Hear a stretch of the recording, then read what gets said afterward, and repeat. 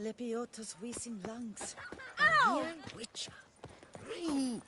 Massacre at the estate of Durand de Savarin. Elven statues come to life to slaughter members of the History of Toussaint Friends Society. Citizens, beware of history and elves alike. And stones, hewn or otherwise. A hecatomb at the Doran Alma estate. Open house at the Beauclair chapter of the Transnational Flagellants Club. All are invited. Come, taste of the whip. Perhaps you'll stay longer.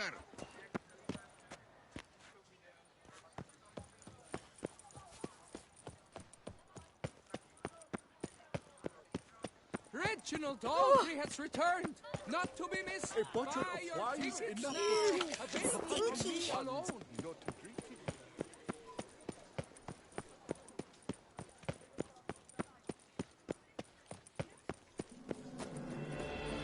I wish you health.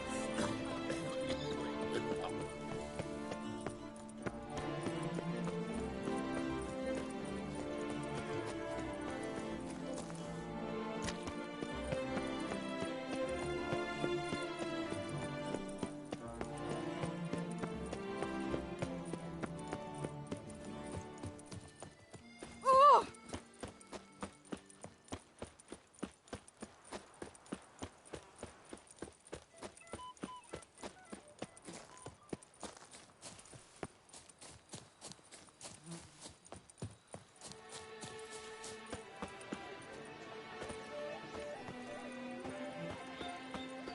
Tony messing everything up. And top it all. Hey!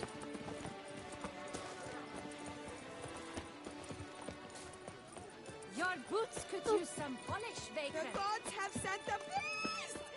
All is in order. And for our sins, we have ceased to suffer. It's late, I know. Sorry to bother you. But I need to talk to the Duchess. It's no trouble. I had not yet laid my head to rest. As to her illustrious highness, I fear you will have to wait until the sun has risen again. Make yourself at home. Milton mentioned you'd been to Corvo Bianco to see the beast's victim. Learn anything new from Nabotti?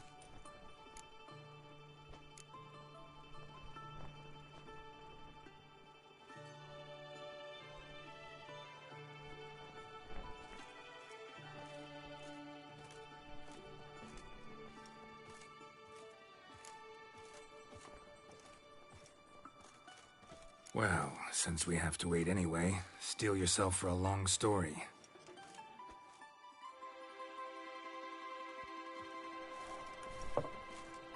And how is it we passed from your account of the investigation to reminiscing about the succubus? 'Cause those were good times. And we were younger. Always nice to talk about that. Look, sun's up. Then let's tarry no more. Her enlightened highness is sure to have arrived at the Tony grounds by now. Let us go.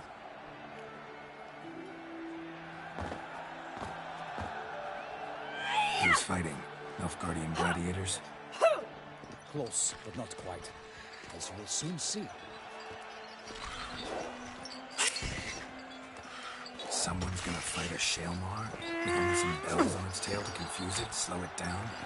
Whatever is the problem? The beast is a gift from the Emperor, no less.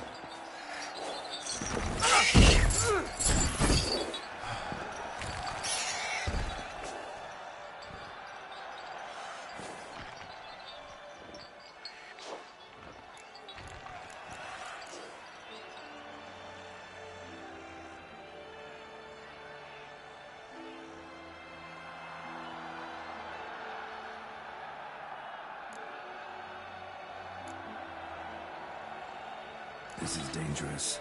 Bells on its tail aren't enough. I saw the spectacle of the sword of Yorina in Nunio. There, a knight into the Shelmar with bells on its tail. Might have gotten lucky. Shalmar might have been lame. Who knows? Only a Witcher has a real chance against a healthy Shalmar. And that's not even every Witcher.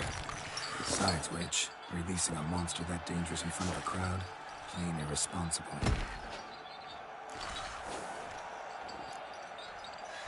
Who's going to fight the beast? Guillaume, the young man you met. Yeah. Mentioned he promised his heart's capture of monster trophy. Great love demands great sacrifices. Let's go.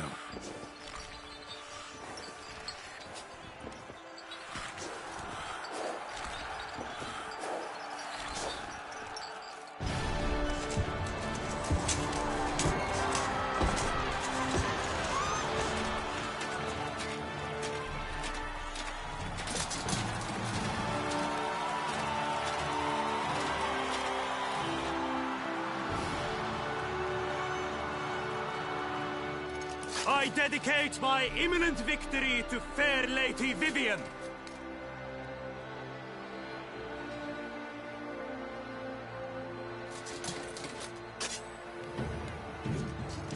It's begun. The fight shall have to end first. We must wait.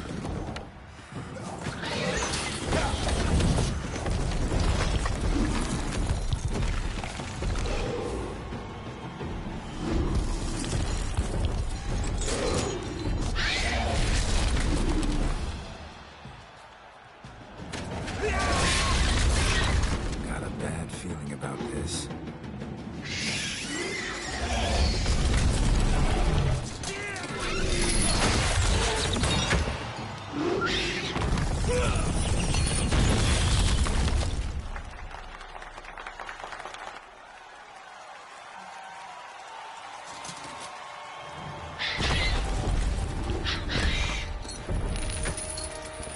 Damn it.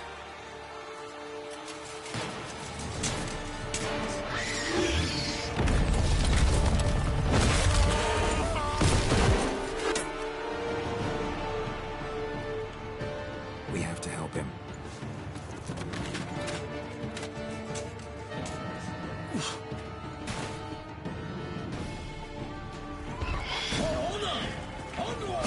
Gotta keep it down. Can only tell where we are when he hears us. Alas, for nightly, the beast heaved its foul girth, let loose a roar, and dropped into earth. And down came the Witcher in one mighty bound, to give fight to the beast. Its strength profound. The fate of the beast has been weighed by the gods. Soon the Witcher shall triumph against all odds.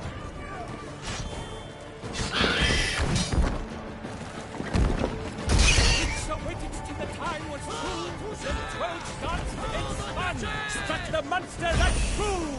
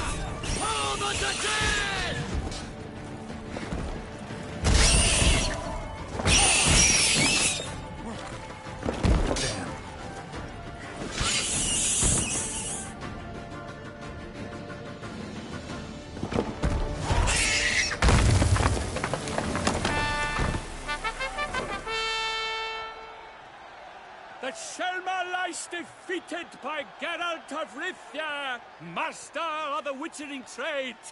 Behold, as the last gasps of life seep from the beast.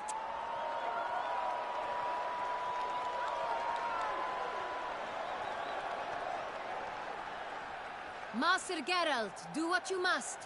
Finish the deed!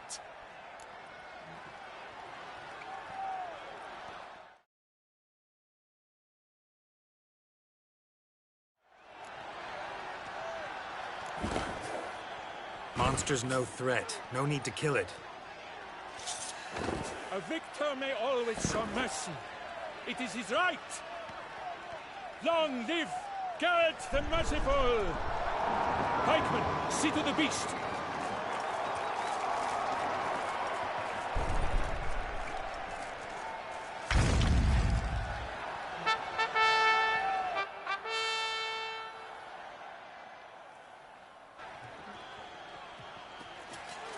Guillaume, The lad came damned close to dying. I'm fine. Not hurt at all. Vivian? Smile as befits a hero and keep silent. Speech clearly paints you. She approaches.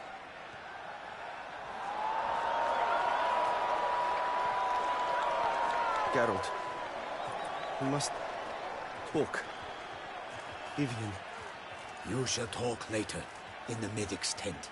Geralt, magnificent, breathtaking. Your Grace. We knew that to summon you was a brilliant idea. We are delighted, ravished to have struck upon it. And I'm truly, honored. See to our young hero. Hop, hop. For we must make off with Geralt. We should talk. We had been long awaiting your arrival. Had nearly lost hope. Then suddenly, that entrance, so spectacular.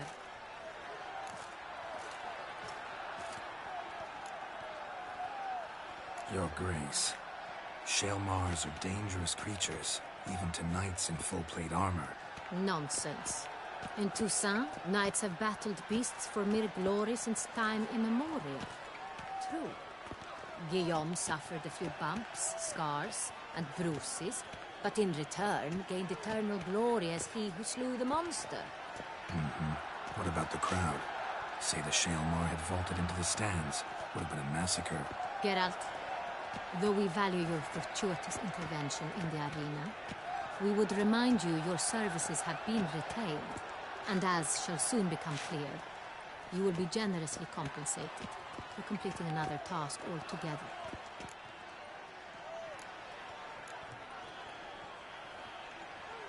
Your Grace, my contract. I'd like to discuss it. Naturally, but not here. We shall need Damien. He led the investigation pending your arrival. But wherever could he be? Come, we must find him.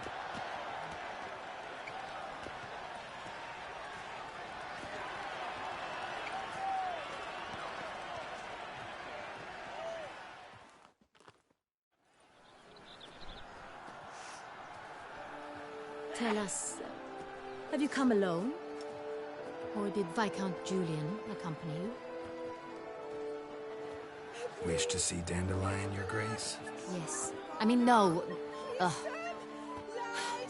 Yes. But solely to tell him we regret. Yes, deeply regret rescinding the death sentence we so justly handed down upon him. If we could turn back time, we would make certain he sat in a tower till he rotted. No, we would ensure he was broken on the wheel, then drawn, hanged, and quartered.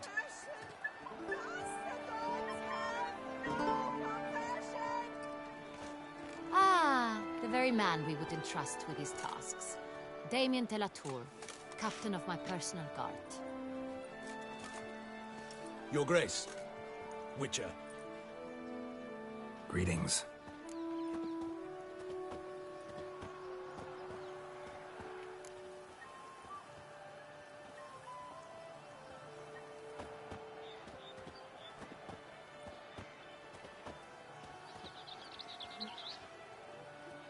Sorry to have to tell you, but the guardsmen handling the last victim's body... I know already. The creature in the cellar of Corvo Bianco. Was it the beast? No. A Bruxa, a kind of vampire. Not the beast, but tied to it in some way. You know this how? Through careful analysis of the evidence, both on the riverbank and at Corvo Bianco. Do you mean to insinuate the investigation thus far has been sloppy? Geralt insinuates nothing of the sort. We must listen to him attentively.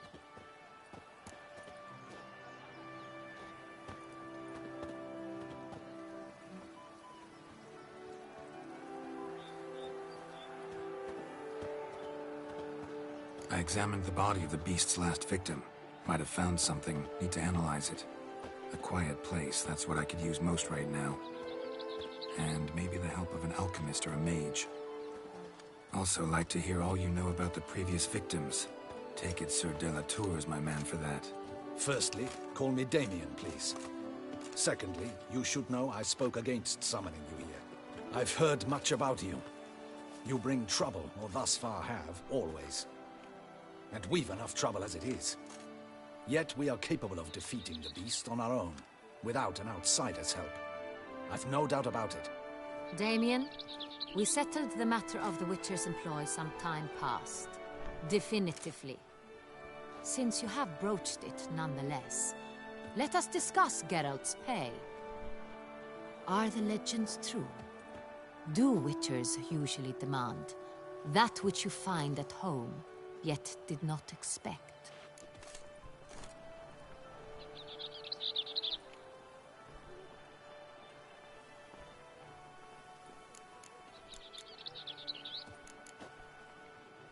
Not quite, Your Grace. Law of surprise, it's something we invoke at times, but rarely. Usually we just take gold. Disappointing. This law sounds rather romantic. On the other hand, on returning to the palace, we would likely find impatient petitioners or a set of sample fabrics for a new dress. Poor rewards, both. I fear you'd not have much use for any of the surprises we are likely to come upon. Thus, we've decided you shall receive the deed to a vineyard, Corvo Bianco, and a sum of coin. You will doubtless consider this adequate. Title to the vineyard shall be given to you at once. Surely you'll need lodgings while you hunt. The coin, however, will be yours only once you have slain the beast. Lovely, generous gesture, Your Grace. But, Corvo Bianco, isn't it the Duchy's temporary morgue? Is it now? The Chancellery's bungled things again, we fear. Not to be left unsupervised for one instant. Yet, in its mood, a morgue should present minimal problems to a Witcher. What's more, nothing enhances a wine's reputation better than a grim legend. Thank you, Your Grace. I accept the contract, of course.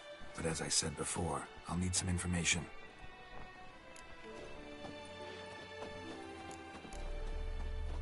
How'd it start?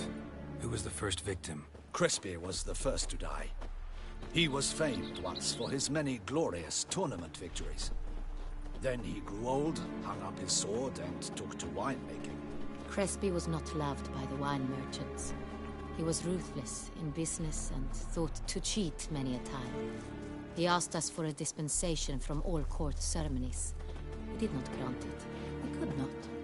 Once you've taken the oath of a knight, you remain a knight till death. How'd he die? Where'd they find the body? Quite unusual, the circumstance. He was at a feast when suddenly one of his fellow feastgoers noticed he was missing. The town watch found him an hour later. On his hands and knees, propped against the town pillory, his sword hanging from his neck.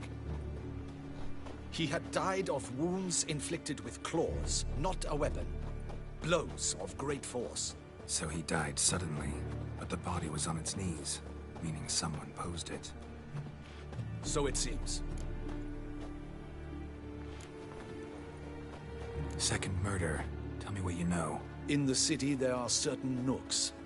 No one reasonable ventures there after dark. Ramon Dulac's corpse was found in one such place. With the first murder, terror gripped the city. Its inhabitants grew wary, kept to safe areas. Consequently, news of the second victim came to us from a group of concerned cut-purses. Criminals fear the beast? Telling in a way. Take it you've excluded the possibility that Ramon died at the hands of these bandits. Do you believe me an amateur? Not hands, but claws killed Ramon Dulac. The wound was deep, clean. His body was found in a gutter, dressed in nightshirt and cap, a pillow placed under his head, and his sword replaced by a bed warmer. Ramon Dulac, a knight who but a dozen years past was an advisor to our father, the Duke. Someone went to a lot of trouble to make him look ridiculous. Maybe revenge was the motive. It's not out of the question. Dulac had shady dealings with the criminal underworld, but no one ever came forth with concrete proof of any misdoings. So, first two victims were knights, best years behind them. The same could be said of the third. Sir Delacroix was wont to claim that in modern times knights face new challenges, enterprise being the latest addition to the chivalric virtues. He made a veritable fortune in the grain trade. Palmerin even nicknamed him Sir de la Stinchi. Found a coin pouch on his body. Contained florins dating from various times, hailing from different provinces of the Empire. Delacroix loved coin, true, but had no patience for numismatics.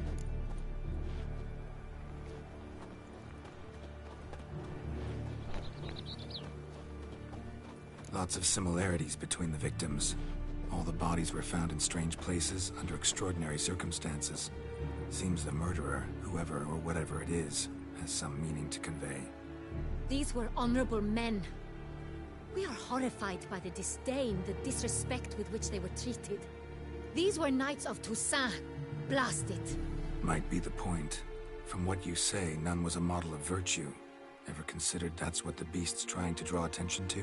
All the murdered men were knights who swore fealty to the 5 chivalric virtues. And even if Knights of Toussaint swear fealty to what virtues exactly? honor, wisdom, generosity, valor, and compassion. 5 virtues. Why are they so important to your knights? Strange question. Your Grace, forgive me. I'm a foreigner trying to understand another land's customs. You are forgiven. According to legend, the virtues we cultivate were bestowed upon us by the Lady of the Lake. How we truly came to espouse them, none remember. In Toussaint, we believe men of low birth should be simple-hearted and obedient. We expect much more, however, of our knights. They are to be soldiers and courtiers, lords and servants. Thus, the need for clear moral guidelines. At the time of his dubbing, a knight vows to demonstrate throughout his life honor, wisdom, generosity, valor, and compassion. Beast seems to be pointing up moral decay, denouncing it. Victims were all humiliated. Might have been murdered to emphasize their lack of specific chivalric virtues. Honor compromised by the pillory. Wisdom by ridicule. Generosity by a coin pouch shoved down a throat. It seems to fit, true, though not perfectly. Can't discount the theory if it's on the lips of everyone in town. Say our reasoning's right. Next murder will be just as showy and denounce the victim's lack of the 4th virtue, valor. We can also assume that victim will be an elder knight. Let's think. At the moment, all the knights are either at the tourney grounds or in the palace gardens. Our annual hare hunt shall begin there shortly. Have you heard of the custom? Milton mentioned something. Seemed excited to prance around in a bunny costume. Not sure why. Hang on. Strange circumstances. A knight advanced in years. The famed cowardice of rabbits. Could it be that simple? Is Milton de Peyrac-Peyren the next victim? Milton also knew Delacroix. Told me so down by the river. Damien! To miss something so obvious. De Peyrac-Peyren, Crespi, Delacroix, and Delac formed a knightly team.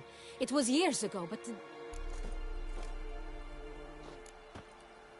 They were a team? They were close friends, tightly knit, and as such earned the trust of our father, the Duke.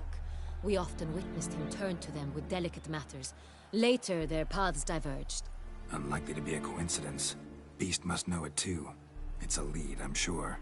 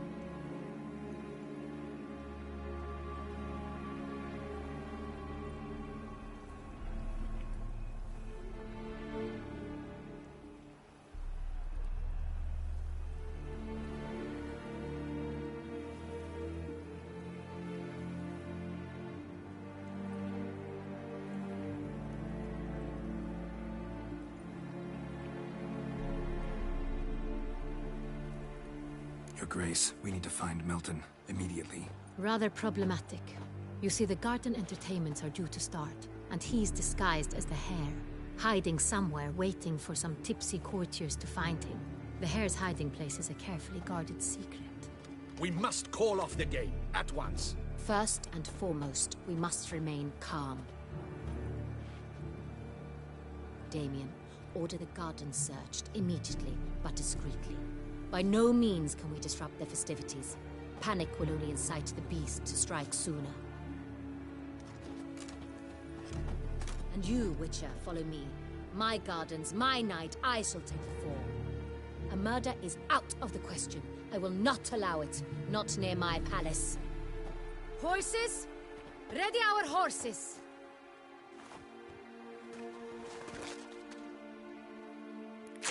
Your Grace!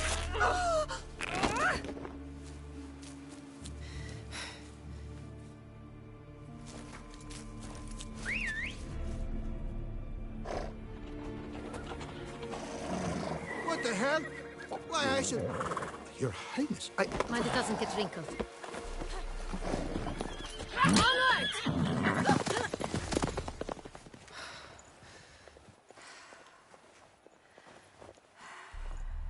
Hey! That is silk! Be careful! Give it to me!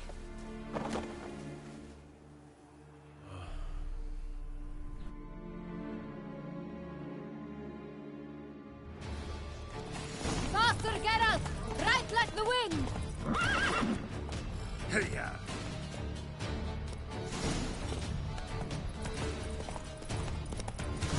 Your Grace seems right at home in the saddle.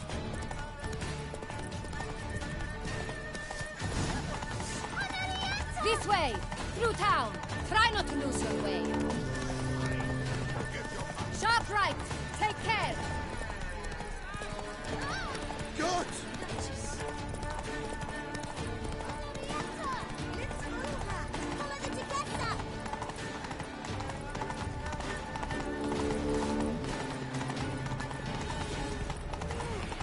It's her! It's her! Clear a path! Clear the way, I said! Is this part of the game?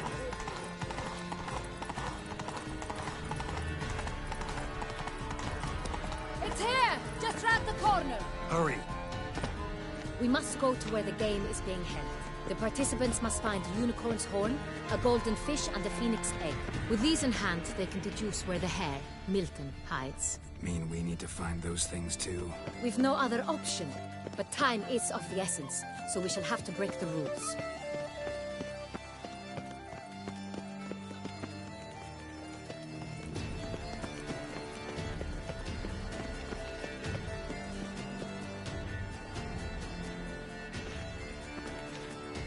On second thought, through here.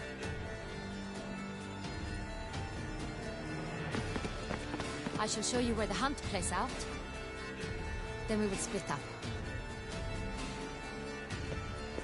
You will get hold of the unicorn horn and the golden fish. But I nab the phoenix egg. That will be quickest.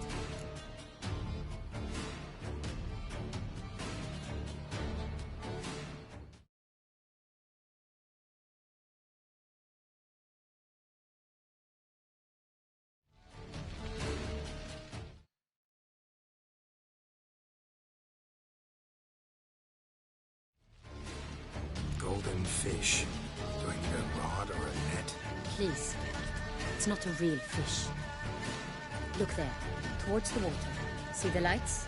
The hunters are trying to hook the fish from boats. You must simply dive in and find it.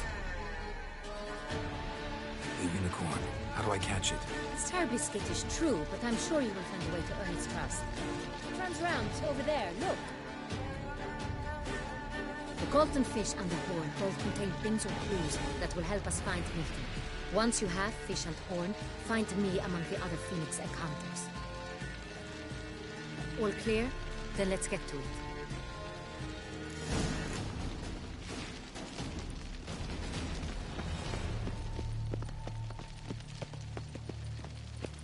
Shoot the beast, you espy! Fiorano of the 1290 vintage. I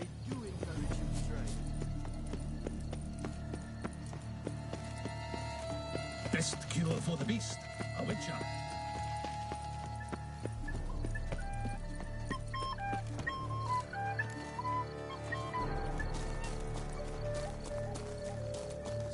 But this is no true unicorn.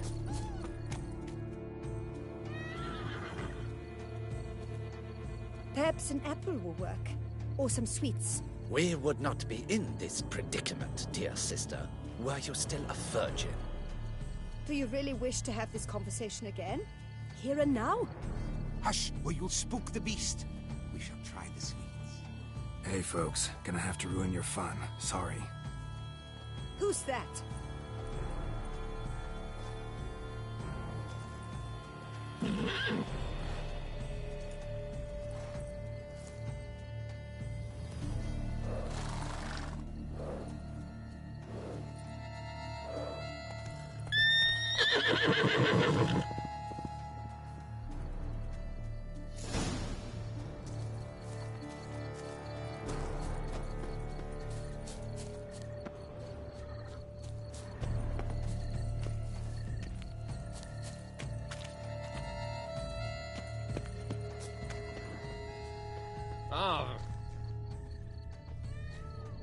Stupid brute.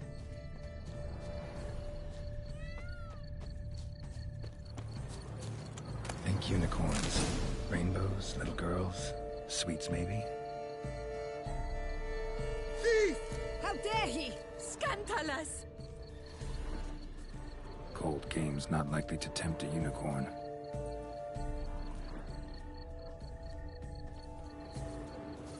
Crispy apple. Should like that like any other damn horse.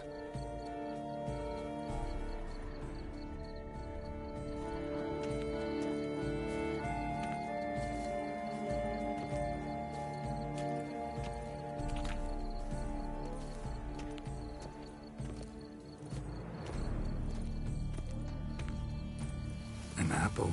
Yum yum.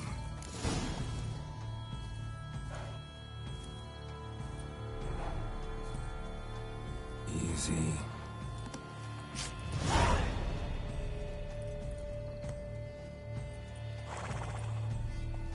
Gardens are huge. Be better off on horseback. Faster.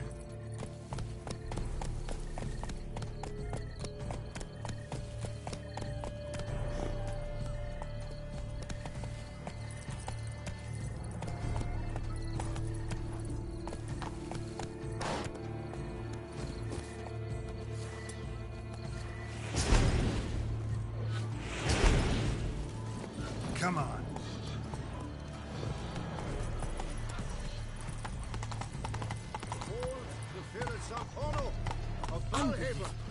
Get in. Gods upon Mount Fortune slopes by a she-jack. Flames will him no harm. Nonsense. And tasteless to you. Hey, ya. Fish should be easy to spot once I'm under.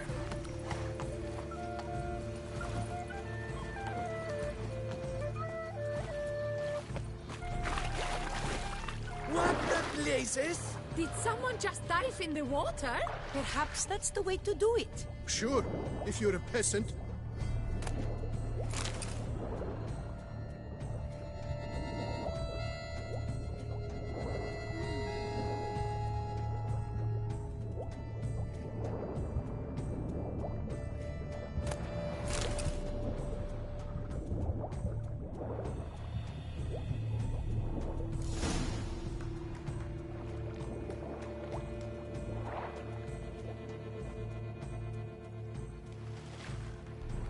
Hey, wait. Stop. It's important.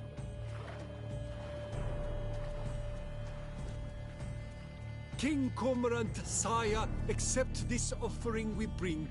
Prithee cast upon us your merciful eye, and bear before us its secrets. As the moon is heavenly coursed of trace, in my domain I await that moment of grace, when a soul of good or ill repute brings me a gift, fitting tribute.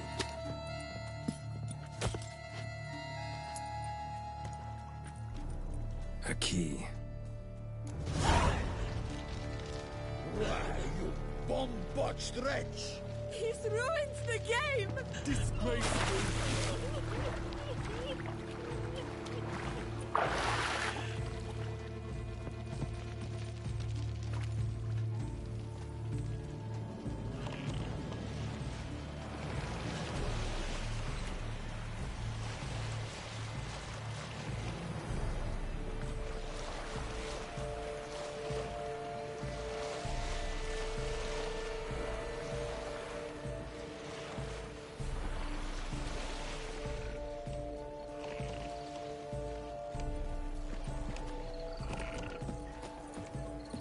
Behold the leopard from faraway Zerrikania. Predator wild, bloodthirsty, and ferocious.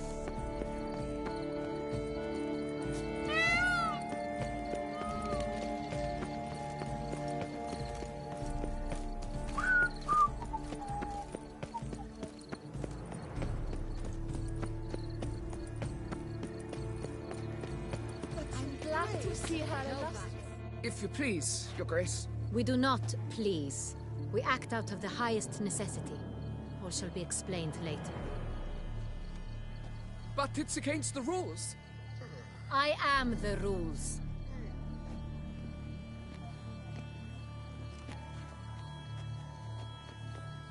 Geralt! At last. Got a key and a clue. I've another. Show me yours.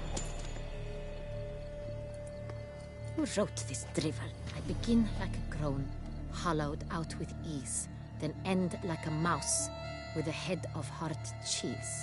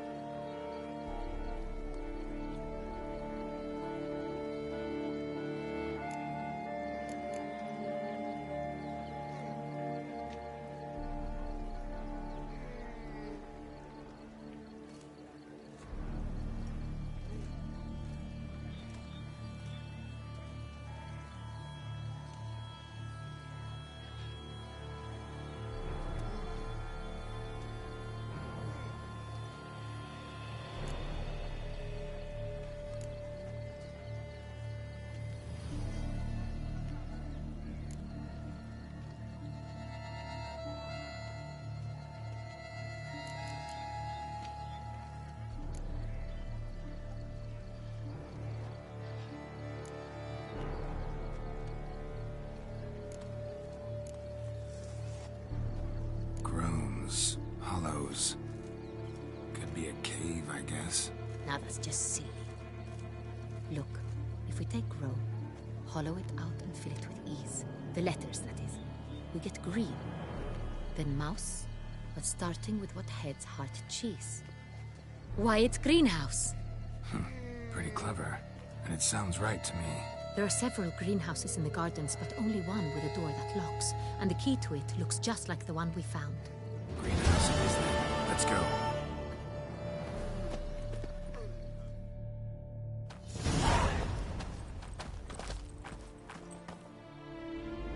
Wait here.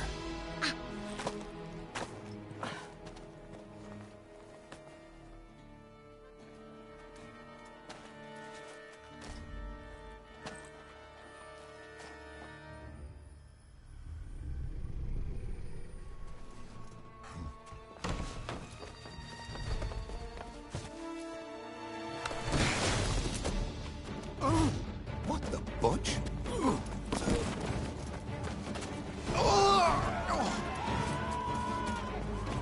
What was that?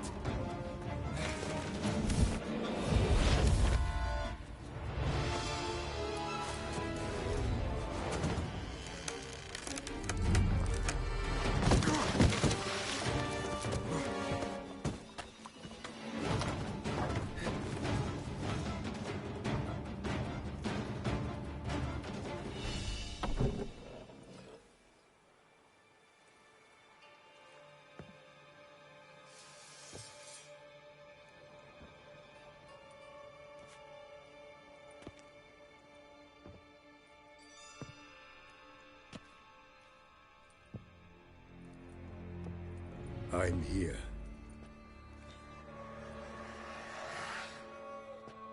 This belonged to you, maybe? It did, but you may keep it. I've a new one. I do not know you. I've done you no harm. Yet first you butchered a Bruxer who was dear to me. Now you pursue me. Why? You've killed 4 innocent people, at least. And you? How many innocents have you cut down?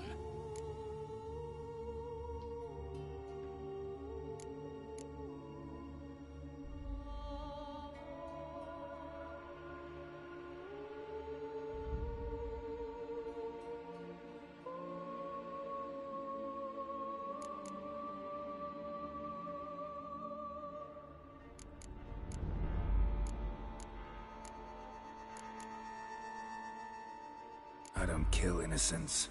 Murderers, though, you bet. I'll soon be done. I've but one left. And you, should you not stand down. And once you're done, intend to leave? Go kill somewhere else? No. I intend to live. Happily ever after.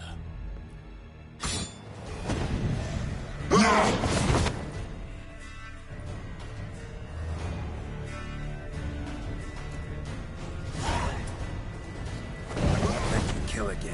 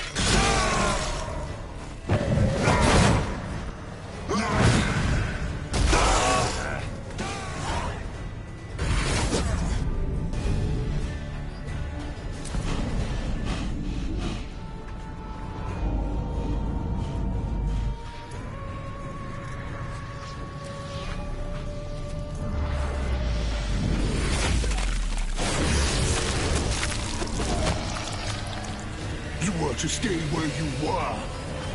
Regenerate! I know you're in trouble. I can help. I'll help myself! No, he's my friend.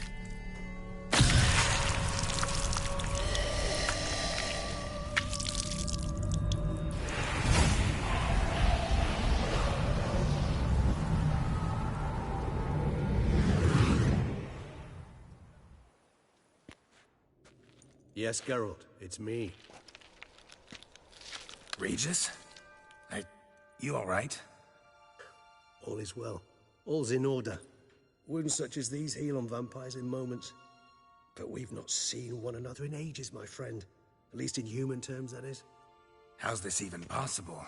Last I saw you... I was a bubbling, shapeless smear, having been rather spectacularly melted into a column of a certain castle.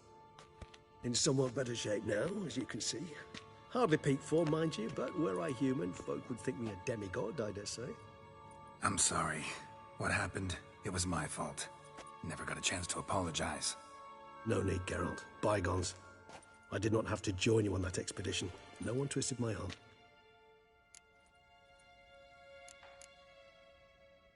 Miraculous regeneration. How do you manage it? I had help. From the one you hunt. Him? How? And what have you been doing all these years? Not the time nor place for such stories. I suspect we'll get a chance to speak at ease and at length later. Now, however, we must deal with the reason that brought us both here.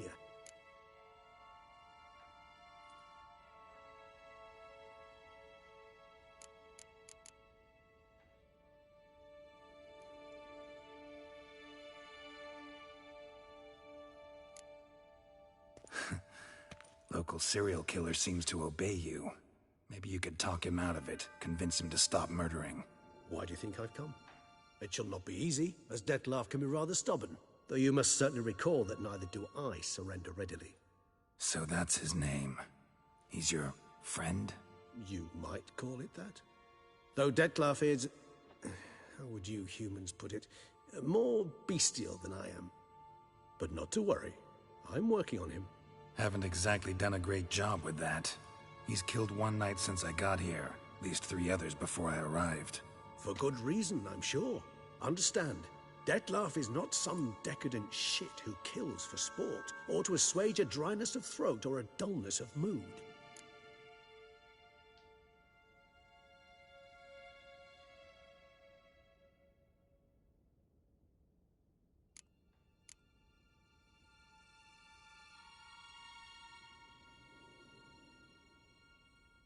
So in your opinion, what are his reasons? Precisely what I wish to find out. And then I will convince him of the error of his ways. Got a lot of faith in the guy. Despite appearances to the contrary, you two are quite alike. You've both noble hearts, yet you both are wont to perform ignoble deeds. When circumstances force you to, of course. Remember the year 964? That was 3 centuries ago. Blind fear gripped Rivia, Lyria, and Spala. Women and children were dying. Their mutilated, dismembered corpses littered the fields. Brute of Lyria. Read about it. Chewed up almost 200, then fell to a common poacher supposedly armed with a dagger blessed by some prophet. It fell to Dettlaff, who then found a poacher asleep in the brush near his snares and dropped the fiend's corpse at his feet. And thus, a legend was born.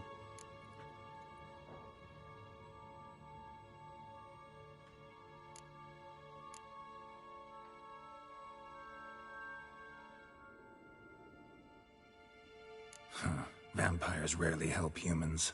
Must have had his own agenda, hunting the beast. You err. He slew it for one reason alone. The monster killed a lad who once, in the street, had offered Dettlaff an apple, expecting nothing in return. Terribly noble of him. You do not have a monopoly on altruism, my friend.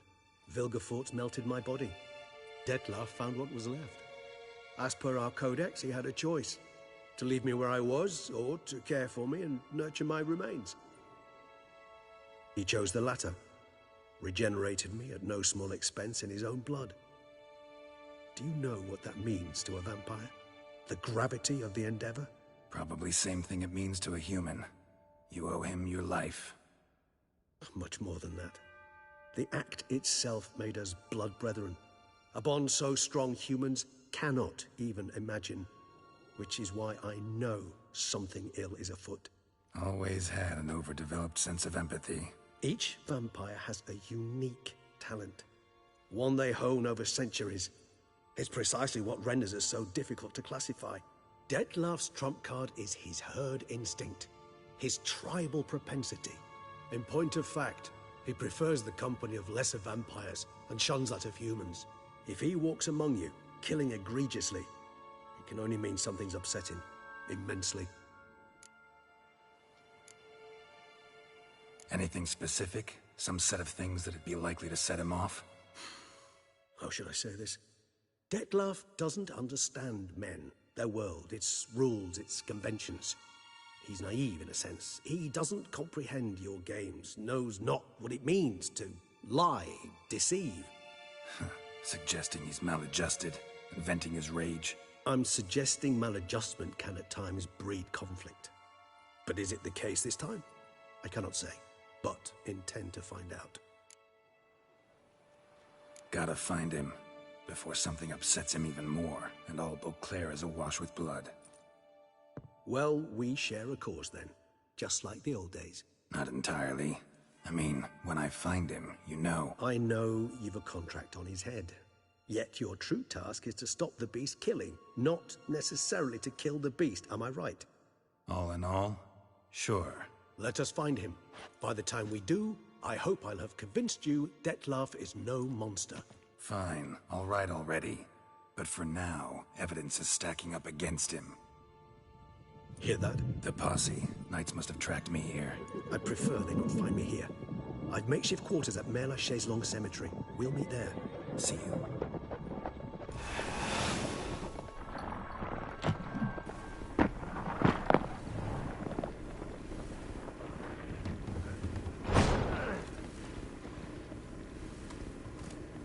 Witcher, we flew here as fast as our courses would carry us. Yet I fear we're late all the same. Pray, where is the beast? Still investigating. About to inspect this site. Withdraw your men before they trample all over the evidence. Sirs, we must let the Witcher do his work. Milton's murder cannot go unavenged.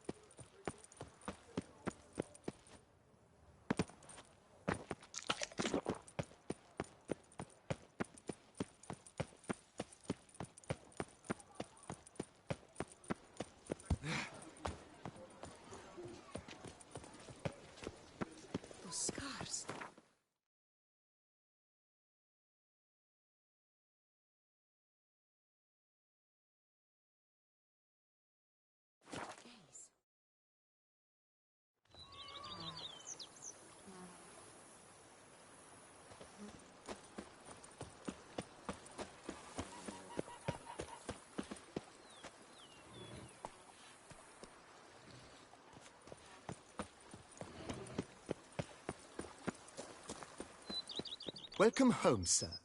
I am Barnabas Basil Fawlty. By order of the Duchess, I shall serve you as Major Domo of Corvo Bianco. I previously served with distinction at the Nibli family manor and in Nazaire with Admiral Rompali, who, as you are certain to know, is an extraordinary demanding gentleman. Whoa, Barnabas Basil. One thing you ought to know. I'm not your typical landed gentleman. Truth be told, this is the first real property I've ever owned. Oh, in that case, you must leave it all to me. I shall organize, see to everything, and whip the house into order. I dare say this place will soon be the most prosperous vineyard around. Great. Can already see I'm in good hands. Vineyard comes across as a place with a rich history. Know who owned it before me? Baron Rossel, who went bankrupt, forcing him to sell the estate to the Duchess. The Baron, in turn, had purchased it from Monsieur Bolius of the Headsman, a truly colorful man of Kedweni origin. He was actually a headsman? No, not him, but his great-great-great-great-grandfather. Indeed. Apparently, he was a common cutpurse who somehow secured for himself the post of ducal headsman in Beauclair. Went about his work with an exceptional penchant. They say he chopped off more heads than there are grapevines in the ducal vineyards. He never hesitated, not once. Never sliced unevenly, never botched a job. For his exemplary service, the Duke granted him a title and this estate. Monsieur Bolius, on the other hand, was an engineer in his younger years. Once retired, he settled here and took to producing wine. Sadly, misfortune struck and he lost his sense first of smell, then of taste. Additionally, he could not drink alcohol. His medic forbade it. Shame that. He gave up making wine? Not at all. He made even more of it. Began throwing wild balls to which he'd invite friends from far and wide in order to treat them to his wine and delight in the fact that at least someone could enjoy it. It's the sort of man he was, Monsieur Bolius. Mind giving me a little tour de Corvo Bianco? Not in the least. Follow me, please. I think it would be practical to begin on the hill.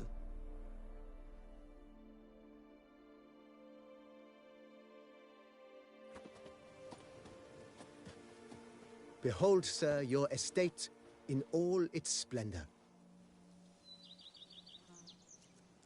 Pretty vast. Indeed. And now, sir, allow me to show you a handful of interesting details. Follow me, please. Been a major domo all your life? Yes, I come from a long line of major domos.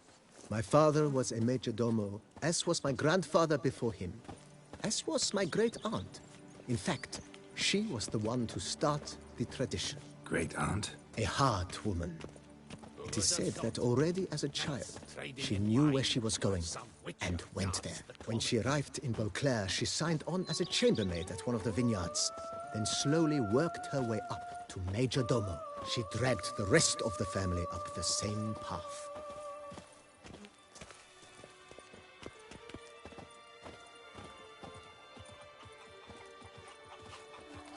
The servants' quarters. I occupy the green home. With the Duchess's permission, I have hired a full staff. Their salaries to be paid from the ducal treasure. Nice of her. Not the most sightly part of the estate, I admit. But I think it's worthwhile for you as master of the domain to know where the help stays.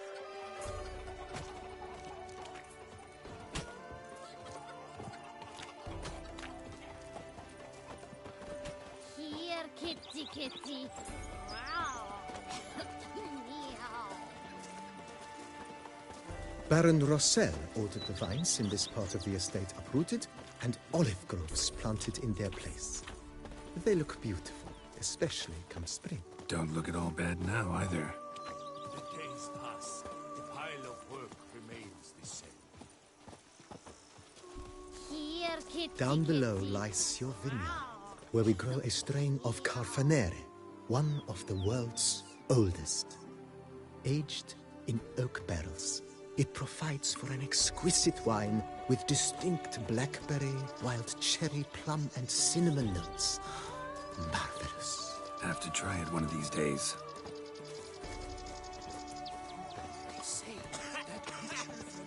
You spread some nastiness to me. When I tell my man, Nice well. Picturesque. Yes, though it ran dry long ago. During the raucous feasts Master Bolius held, he would order it filled with wine. There's a tale about a guest attending a Bolius ball for the first time and thus unaware of the custom. He had suffered great heartbreak and had decided to end his life by jumping into the well. The festivities were coming to a close, and the well was nearly empty when the suicidal guest finally jumped. Instead of killing himself, he nearly broke his legs. To numb the pain, he drank the wine. Drank himself to death? Not at all. When found the next day, he had concluded he'd witnessed twin miracles. The water had been changed into wine, and he had survived. He retired to a monastery in the Dragon Mountains and began preaching the wisdoms of Lebioda.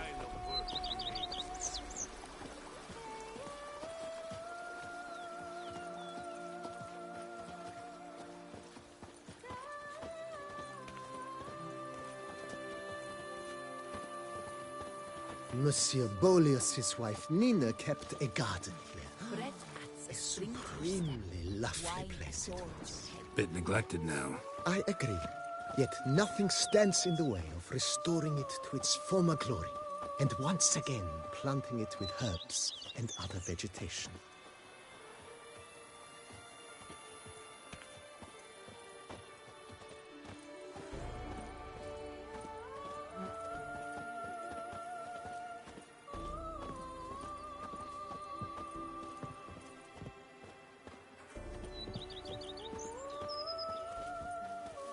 Madame Mina planted diminutive, delicate flowers and herbs here. One might say their aroma still hangs in the air. You're quite the romantic, Barnabas Basil.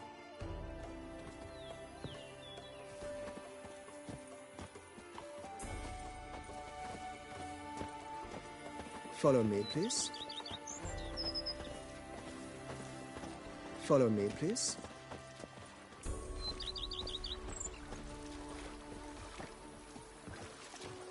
Bread adds a spring to your step. Wine adorns your head with thorns. Liam and Matilda running a vineyard together. This served as an additional wine cellar in years of plentiful harvests. Bit of work and it'll make a fine stable for Roach.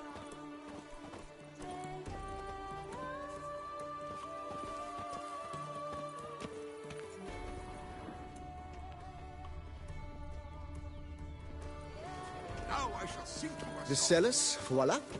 During Monsieur Bolis's time, wine was kept here, but Baron Rossel used it to store olive oil as well. I took the liberty of cleaning up the mess, which I made while fighting the Bruxa. Thanks, Barnabas Basil. Appreciate it.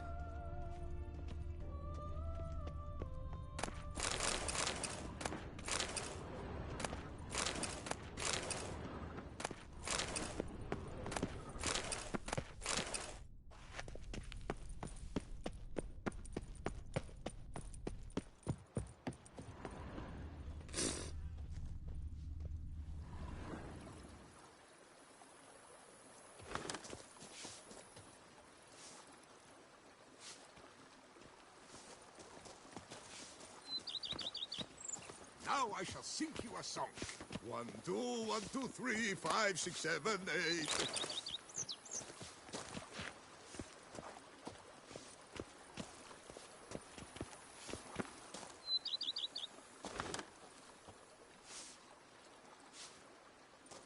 The days pass. A pile of work remains. Must aside your catnip. Let is mine.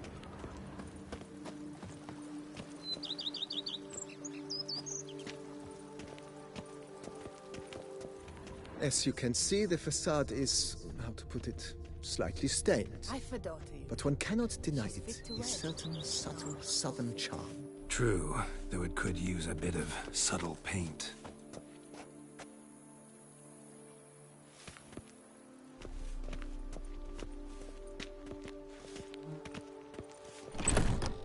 Follow me, please. And welcome inside. On the left is the master bedroom. On the right, the dining hall and kitchen. Upstairs, you shall find the guest room, currently used for storage. Not a bad idea. At the moment, the house is only minimally furnished. Yet I believe we will, together, devise some innovative arrangements. A few paintings, for instance, would breathe new life into the abode immediately. With that, sir, you've seen the full lay of the land. Corfo Bianco is a beautiful estate.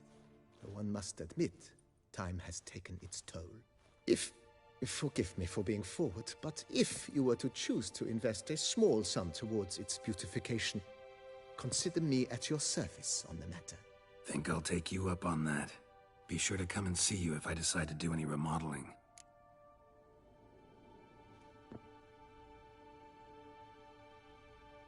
Mentioned the place could stand to be spruced up. Oh, most decidedly, sir. The question is where you would like to begin this rejuvenation.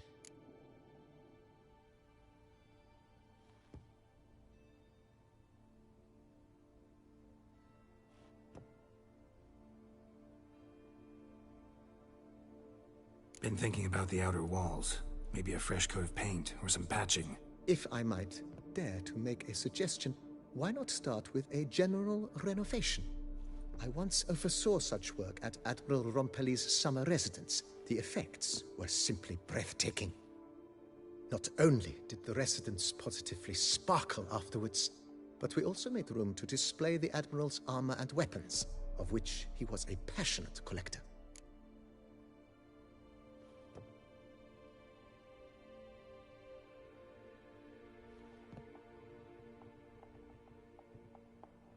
It's in your hands then.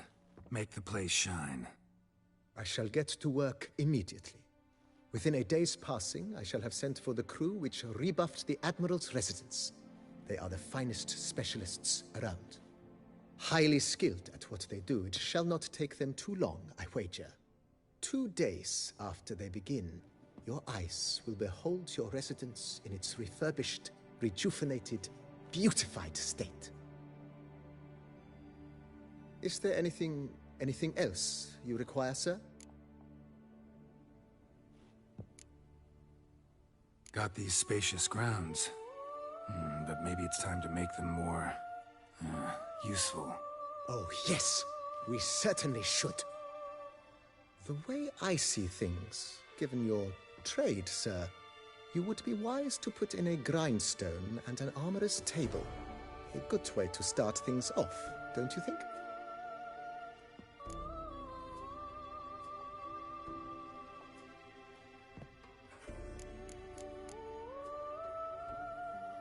My armor needs work from time to time. You know, oil this, reinforce that. Could use a decent work table where I could do all that. Admiral Rompelli once hired a specialist who made the finest armorer's tables this side of the Yaruga. I will contact him at once. Good. Order me up a table like that. Immediately, sir. I expect it will take at most 1 day to arrive. Will you be needing anything else, sir? In my trade, my blades get dull pretty quick. Could use a grindstone, professional grade. Of course. No one would consider that an unnecessary extravagance, I would wager. Then send out for one, please. A high-quality stone to be set up in the yard. Of course. I shall send a runner to town at once. I believe you shall be grinding to your heart's content by tomorrow. Will you be needing anything else, sir?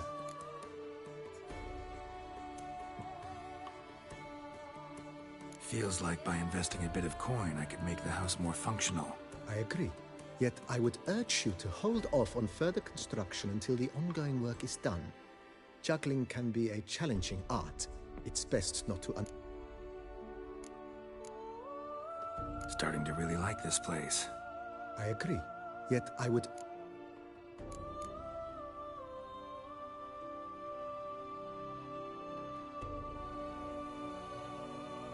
Thanks. Gotta get back to my business now. See you soon.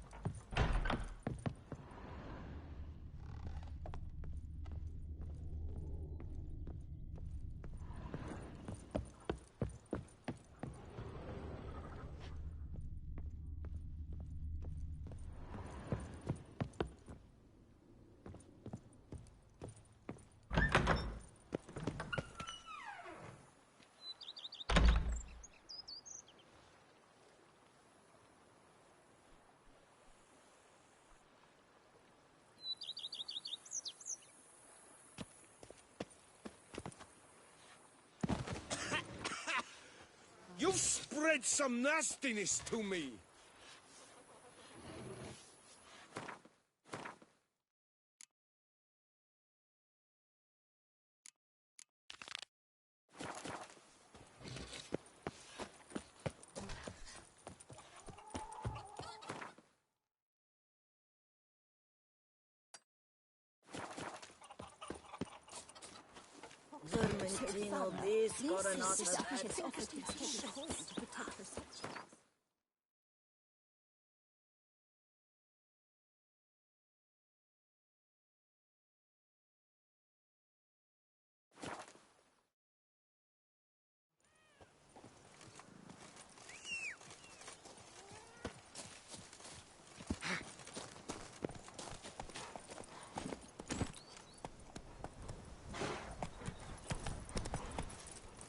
Let's go.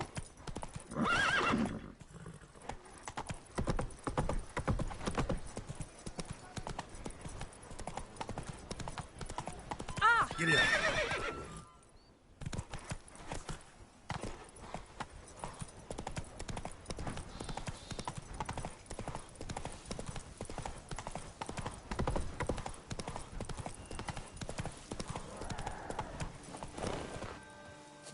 Regis. Could have picked some other place to meet.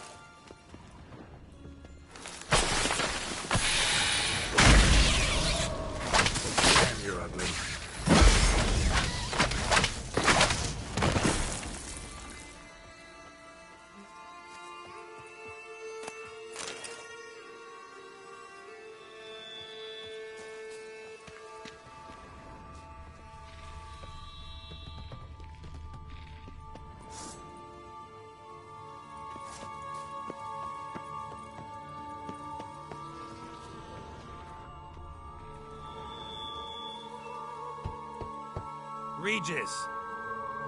Damn it. Locked. No way I got the place wrong. This is it. Gotta be. Gotta be another way in around here.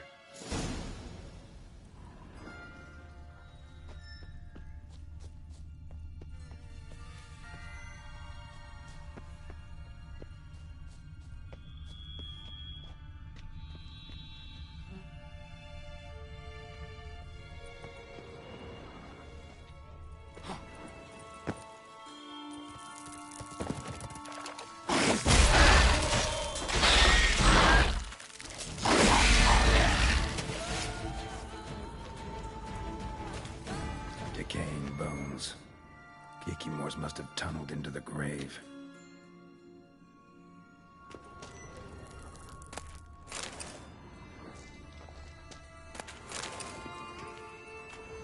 Show me what you got. Kikimors. Fiddles.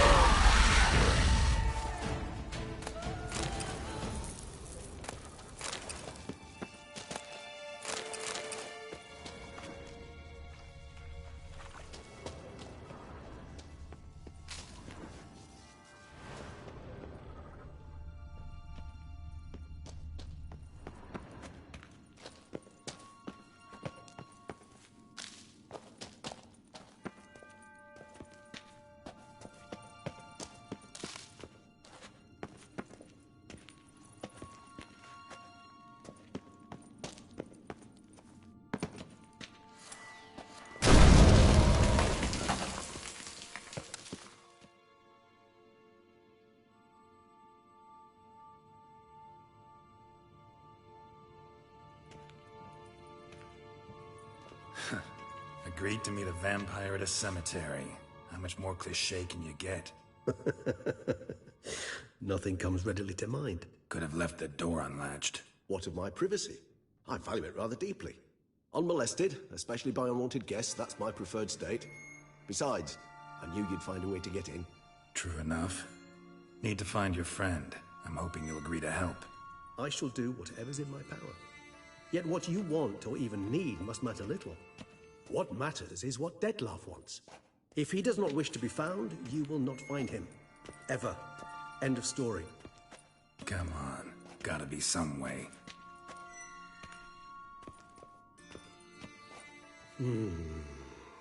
Vampires can evade detection by the senses, and no divination magic works on us. Even the most precise megascope would be useless. And this? Could this help? Wherever did you get that? Off one of the beast's victims, found by a bend in the river. Body was chopped in pieces. 3 of those pieces were hands. Hand with the ring seemed the odd one out. Abruxa had taken an interest in it.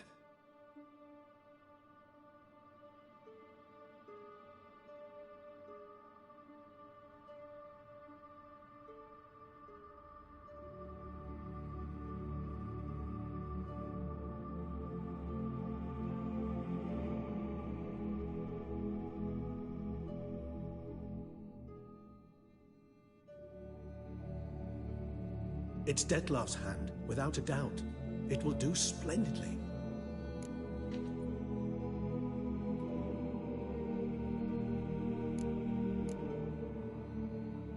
The hand. What do you plan to do with it? You've heard of Kovinaris' theory of tissue memory retention. Rings a distant bell. Read about it in Alchemia Oblitera. There's a copy at Kaer Morhen, tattered, nearly disintegrated. But if memory serves, Kovinaris never managed to prove it worked. He did prove it, just never managed to publish his findings. He and I corresponded, you see, after we became friends. Thus, I know he completed his research and performed the first tests.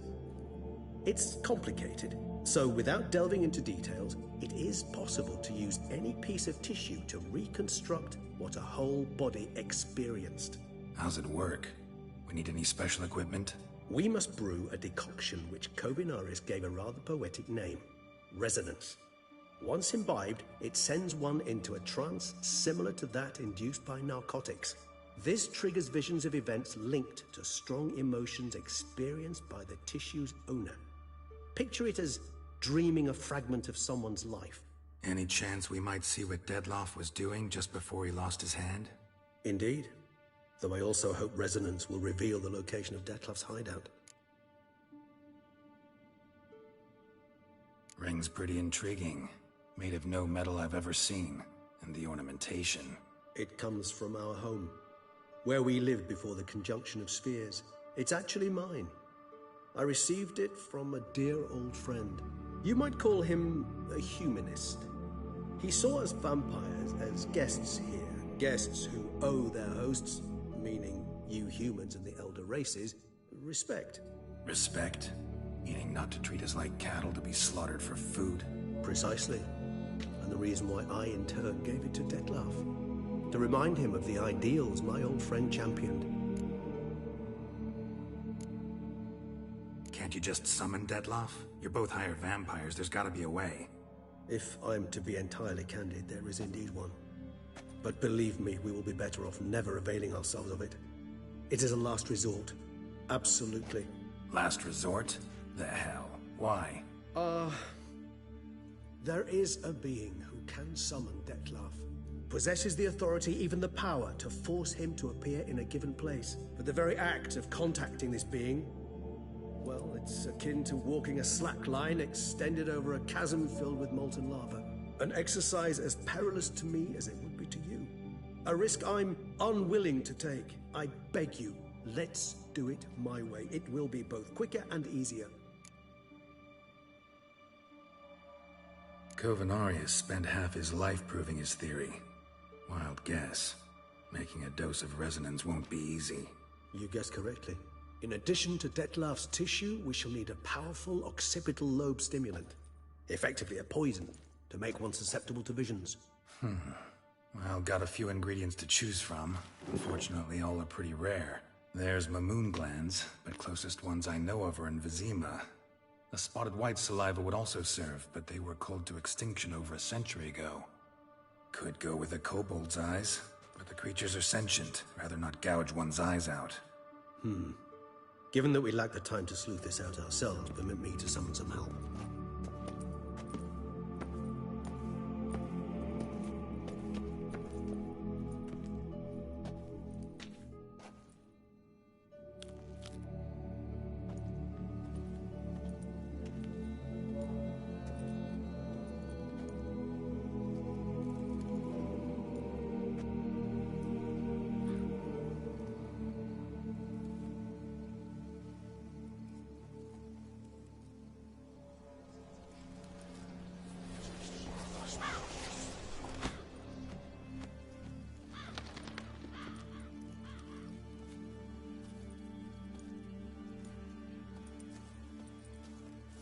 What was that? A raven? Rather a common sight at this latitude. Very intelligent fowl. I asked him to look for the creatures you mentioned, him and his brethren. Perhaps they'll find one in the area, and I would hazard that a flock of ravens will spy any said creature faster than a solitary witcher would. With all due respect to your skills, my friend. It will take them some time, nonetheless, so perhaps you'd care for a snifter of mandrake.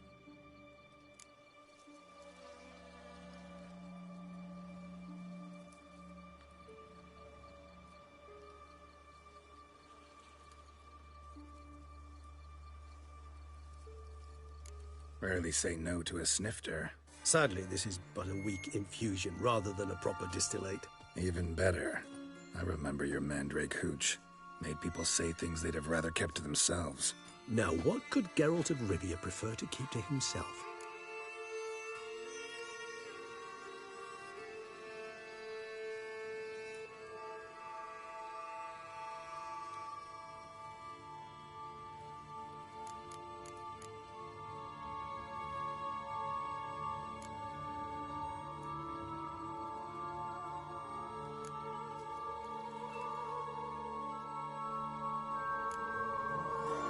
Everyone's got some secret. I agree wholeheartedly. I also believe it wise at times to share one's secrets, unburden oneself to those one can trust. This your sophisticated way of asking me if I trust you? I prefer almost always to ask you directly. It seems a test of intelligence, one you just passed. Maybe you should go first. Reveal one of your secrets. After all, you vampires lead very interesting lives. Anything in particular interest you? Curious what you did after you were reborn. As I'm sure you can surmise, at first I was thoroughly absorbed with recovering. As it is, I've still not recovered completely. Yet I was so weak the first year that I could not stand nor move on my own. Detlef bore my weakness bravely, showed great patience. If not for him, I wouldn't be here, and I'd have regenerated far slower. Once I could at last stand unassisted, I set off for Bruges, for my one-time home of Dillingen. There I led the peaceful life of a rural healer and surgeon, enjoying my neighbours' respect and, in fact, constituting the exact opposite of the monstrous vampire the populace imagines. Bruges, you say? Rebirth make you sentimental? Perhaps a dash. But what of you? Where have you been? Ever find your Cyrilla? Back then, yeah. But we parted again soon after. And when the time was ripe, she came back. Defeated the Wild Hunt together. Ooh. Seems I certainly missed quite a bit while I was absent. True enough. But it's a conversation we'll have another time. Need to know more about you now. Gotta ask you the big question. One everyone wonders about. What happens after death? You wish me to tell you if the human belief in the gods is well-founded? Well, that I do not know. We vampires differ exceedingly from you humans. Our matter, that of which we are composed, can exist without form. We require neither a heart, nor a brain, nor air to breathe. But were you dead? As humans understand death, yes. Feel anything? Understand anything? It's rather hard to explain. I felt something very unsettling. Something I cannot even name, for I did no reasoning. Only after rebirth did I begin to understand that what I had felt was cold and unimaginable fear. If not for Detlef, I might have drowned in an eternity of icy terror. Can't have been alive then. Sheesh, experience like that must be vicious. Indeed, it's hard to compare to anything I know. Yet you are aware we don't see death as you do. The way you cling to life, we find it entirely peculiar. You are mortals, ergo it's a foregone conclusion. You will die. It's but a question of time. Thus, I often find myself wondering why you try so very hard. To die at 20 years, 40, even 100, what's the difference? They're all but the blink of an eye. Depends on your point of view. Man who's got 1,000,000 crowns to spend can't possibly understand one who's only got 20. Very true. One's outlook can indeed change much. Got a new life, new body. That give you a new start? Blank slate? Starting all anew is a very broad concept. What exactly do you mean? Your blood addiction, say. Wondering if your body's the same, if it still remembers. Maybe if you drank now, you wouldn't get hooked. All addictions are a form of slavery. Re-addiction's not a risk I'm willing to take, just to test a hypothesis about corporeal regeneration and whether propensities carry over. Fair enough. Curiosity, that's all. Sorry. Not to worry, Geralt. Curiosity is a natural reaction under the circumstances, apart from which I've always valued that trait in you.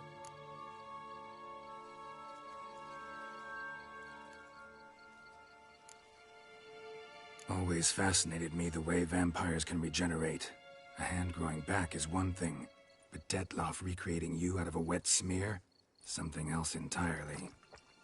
A difficult and laborious process, but one that's possible, as my presence proves. But I've heard you too had quite the adventure. They say you lost your memory. For a bit, but Triss helped me get it back. Actually, pretty damn lucky I only had amnesia. Yes, you humans are rather buggered in those terms. To strip you of life is, well, it's just plain easy. I've always pitied you in that regard. We vampires are much harder nuts to crack. If a member of another race kills one of us, we can be reborn with a living higher vampire's help.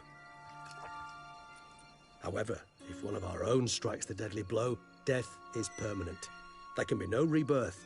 One of the chief reasons why vampires long ago swore never to fight one another.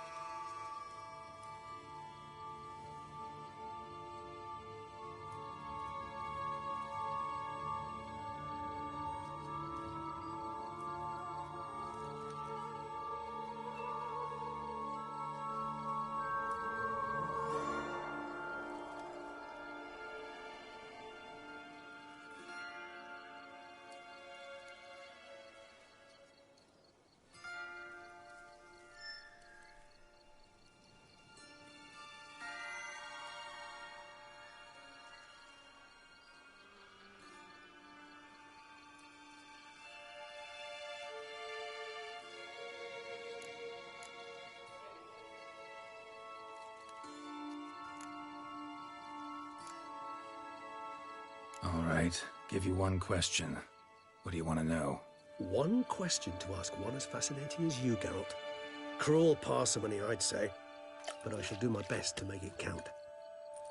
If you were to die and be reborn as I was, in your new life, would you choose to be a witcher?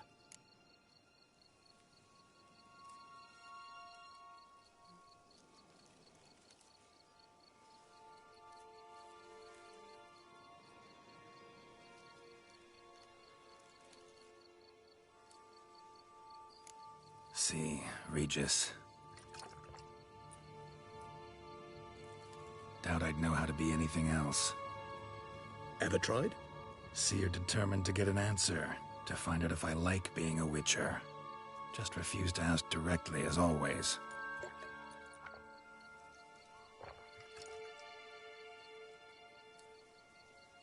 I like being on the path. I like picking up a lead, a trail. I like the tension right before a fight. And nothing gets my adrenaline flowing like battling a beast. Even gotten used to people treating me like a freak, an outcast. Yeah, not something I think about much, but I like being a witcher. Thank you for being honest. Honesty is an attribute of the truly brave, and thus a privilege of the very few. Still no sign of your winged friend. Sure it understood what you wanted? Dead certain. Let's wait a bit longer. It'll return soon, don't doubt that for a moment.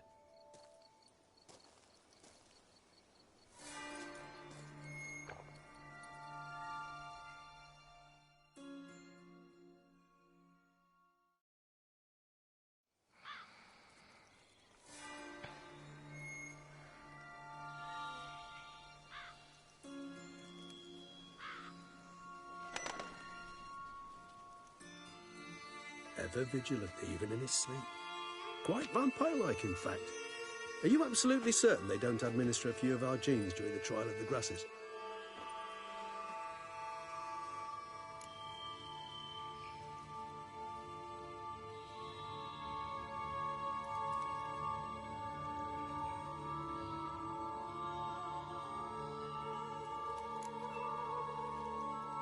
Appreciate the compliment.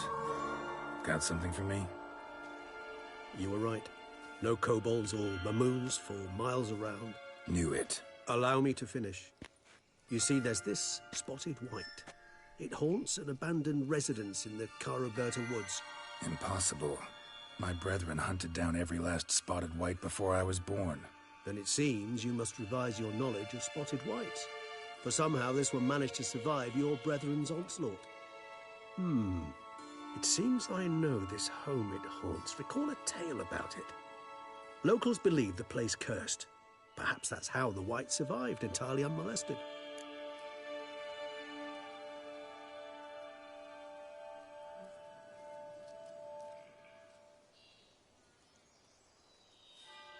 Know anything else about this curse? I don't recall much in particular. Really don't attach much importance to such things. It was mentioned to me as an anecdote, no more. Come on, search your memory. Something, anything could be important. I believe it had a relation to hunger, or, perhaps greed, rapacity. Someone was punished for something... Textbook definition of a curse, pretty much. Sorry, Geralt, I try not to clutter my mind with the details of every far-fetched tale I happen to hear. What are your thoughts? A specimen of a species thought long extinct, and a curse in one place. That a coincidence, or are they related? Ah, professional curiosity. Personally, I've nothing against you delving into this dilemma, but please remember we need the white's saliva. Nothing beyond that.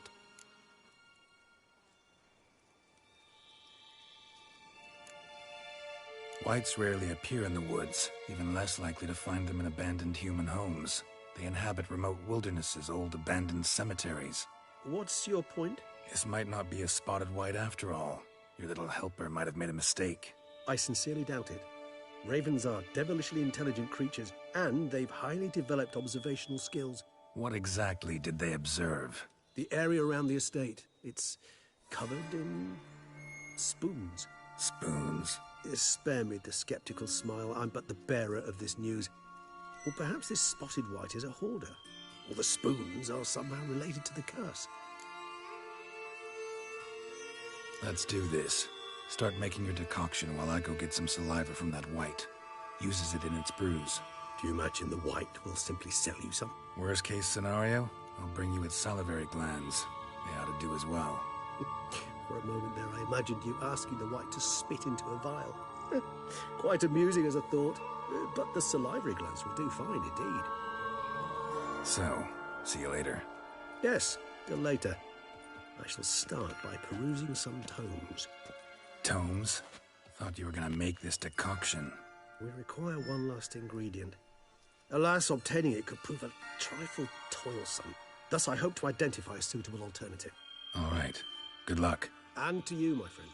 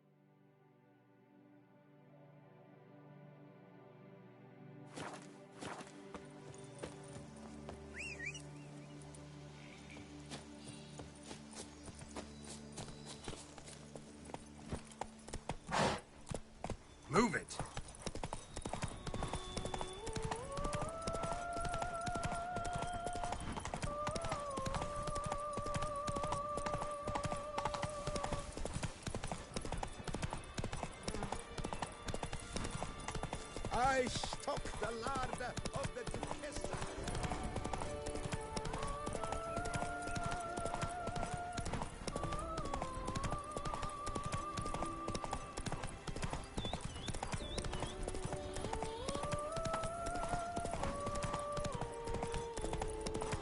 Not your lucky day.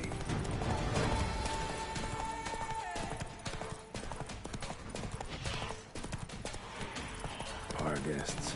Never a good omen.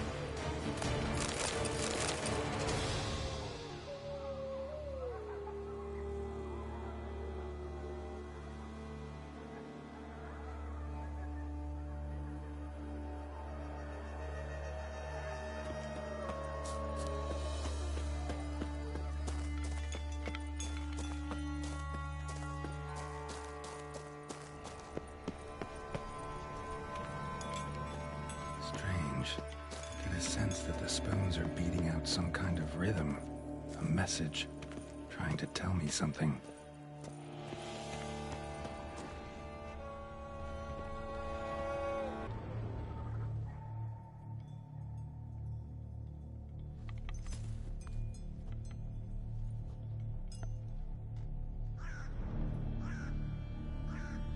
None shall sit and dine with you at your table. No spoon you have shall say to you, never again shall you wish to spy your reflection in the mirror. Sounds like a curse, all right.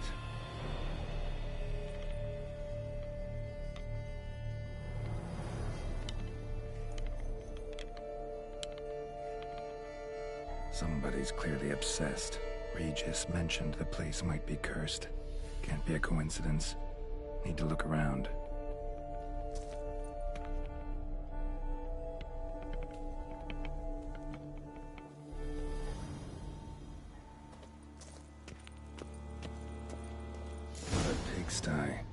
Need to search it thoroughly.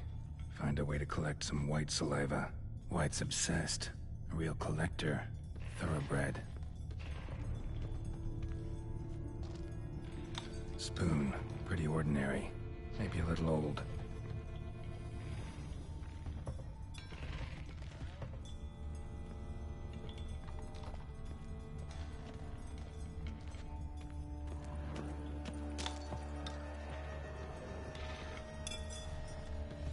Smashed mirror, as if someone couldn't stand to look at themselves.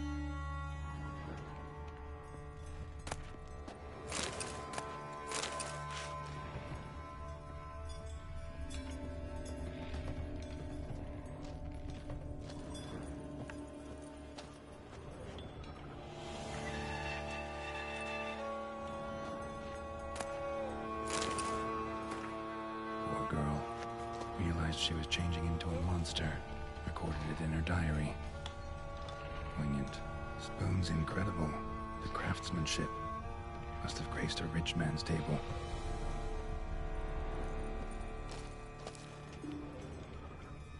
No spoon you have shall say to you. Whatever lives here treated that literally. Still searching for the right spoon. Another spoon. Yep, just as normal as the last one.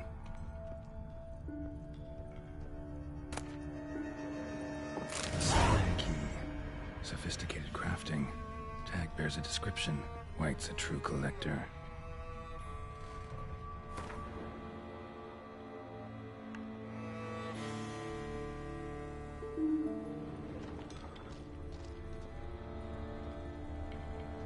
None shall sit and dine with you at your table. No spoon you have shall say to you, never again shall you wish to spy your reflection in the mirror. White's obsessed, a real collector, thoroughbred. Skeletons. Doubt they came here willingly. This have anything to do with the curse? None shall sit and dine with you at your table. It'd make sense. bite on him, bit right off. Teeth all knocked out. Somebody tried to force feed him. Broken neck, indentation in the skull's lateral surface. Smacked in the head with something heavy. No claw or fang marks. Probably choked to death. Woman's name scratched into this wooden spoon. Romantic.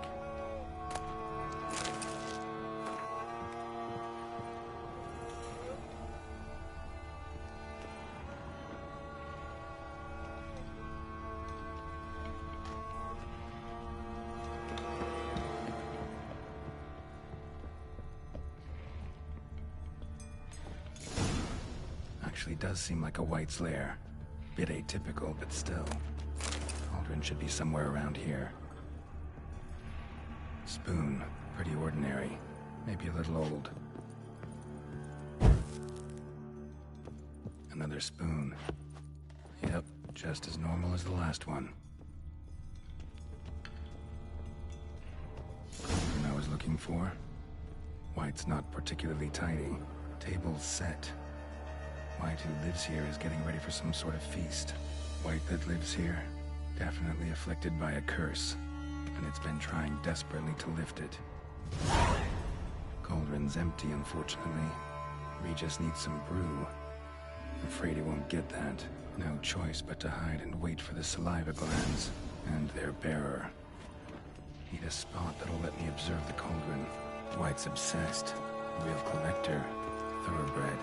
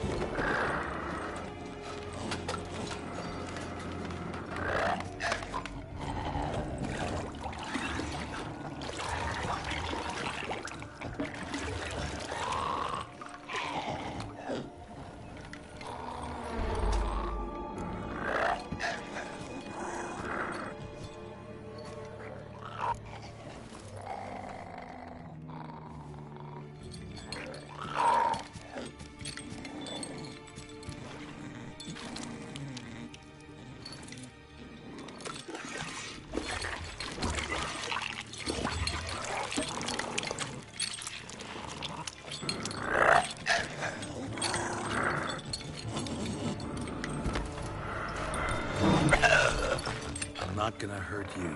Wanna help? I've seen the words of the curse on the walls. Think I know how to lift it.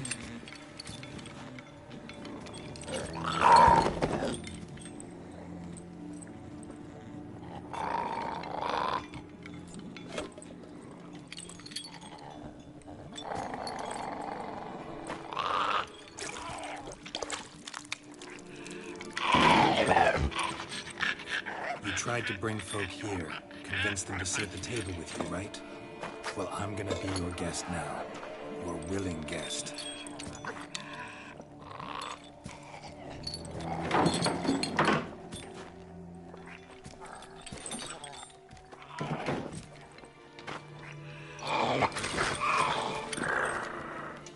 Just need a bit for Regis. And now we'll tend to you.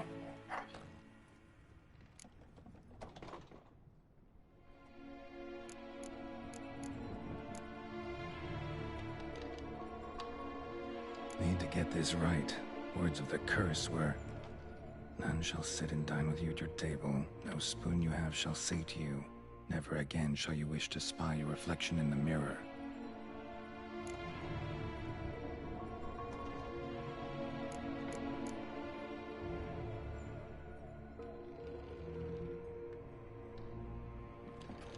Need to get this right. Words of the curse were, none shall sit and dine with you at your table. No spoon you have shall sate you. Never again shall you wish to spy your reflection in the mirror.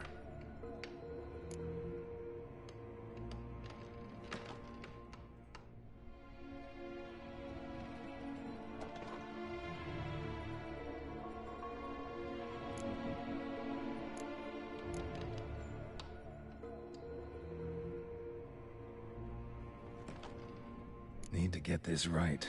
Words of the curse were, none shall sit and dine with you at your table. No spoon you have shall sate you. Never again shall you wish to spy your reflection in the mirror.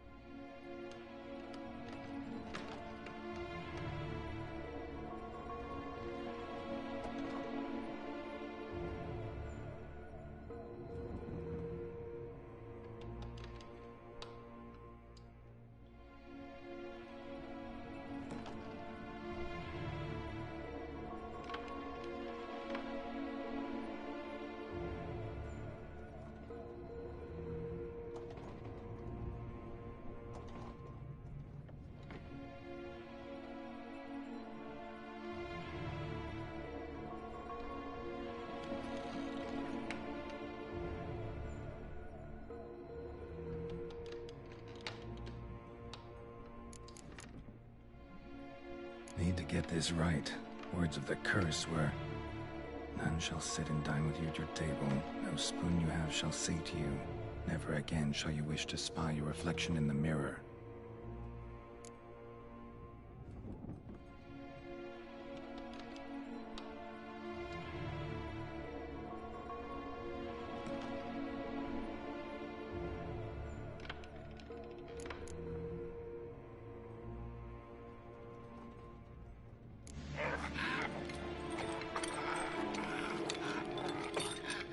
We can't use spoons. No, that won't work. You've been looking for a spoon that would feed you, but there's no such spoon. We need to eat without spoons.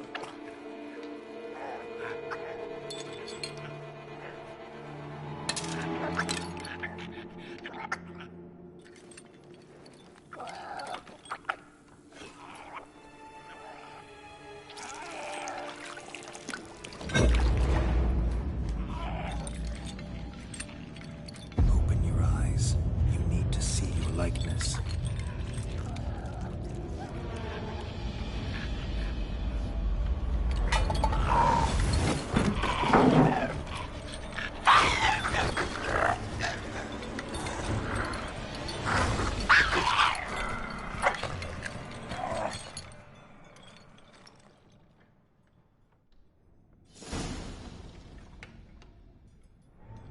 Thinking about it.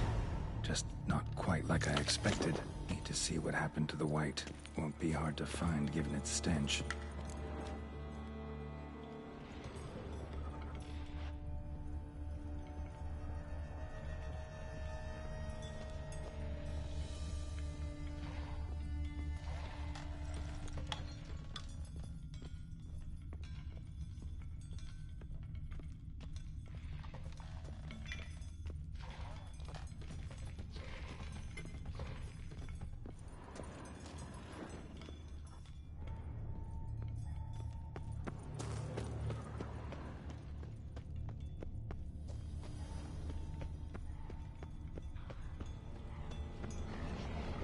Let's dance.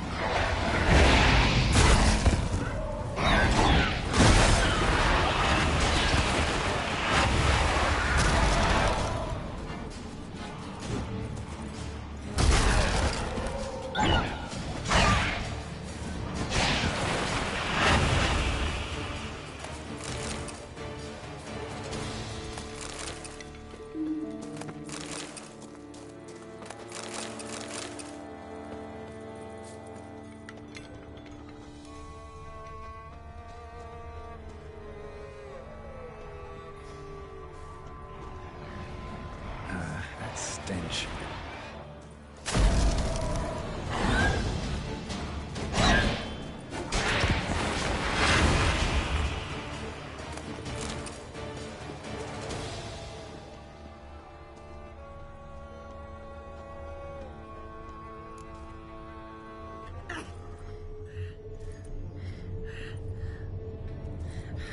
Shh, easy. Not gonna hurt you. Eat. I must eat.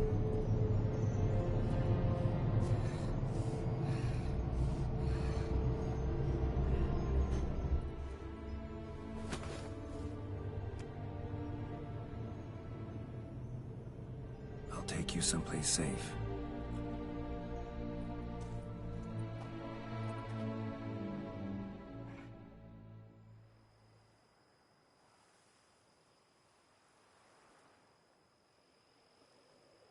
So I took her by the hand and led her here.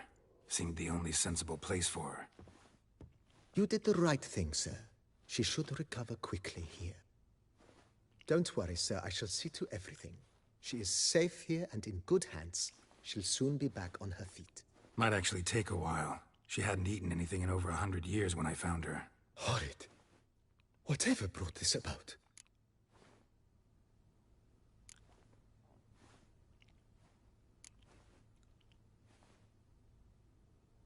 Told me her story on the way here.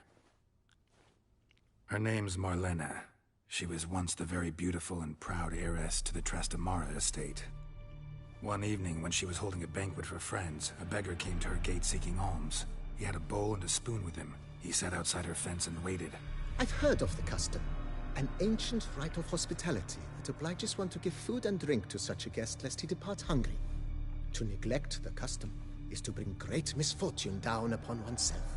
Marlena didn't care a whit for the old customs. She drove the man off, saying she'd rather feed the leftovers from her feast to her dogs than to give the beggar anything. The beggar then broke his spoon, cast a curse. She was beautiful, so he said she'd never wish to look at herself in the mirror again. Since she adored feasts, he swore no one would ever wish to sit and dine with her. And as she even refused him the crumbs from her table, he swore she'd never find a spoon in the world that would sate her hunger. A harsh punishment. I imagine lifting the curse was hardly simple.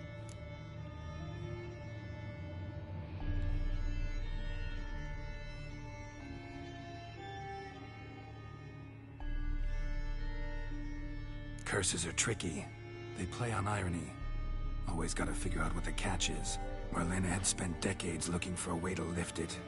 Transformed into a wight, she stole spoons and lured folk into her home, trying each time to get them to dine with her. Didn't work. So what did? Someone had to sit down and share a meal with her, of their own free will. They had to eat without using spoons, and make her look at her reflection. That's it? That was all it required? Simplest solutions are sometimes the last that come to mind.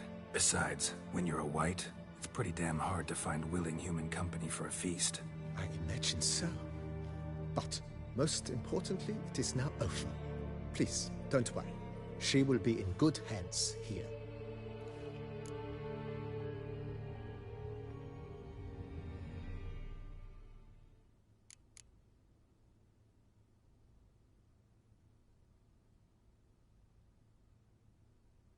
Ever play Gwent, BB? Funny you should ask, sir. I was quite adept in my younger years, but that was so long ago. I fear I've limited my interest to collecting now. Sounds interesting. Mind showing? Not at all, sir, but only in action. A round or two, perhaps? May the best man win. Do you wish to play against any particular faction, sir?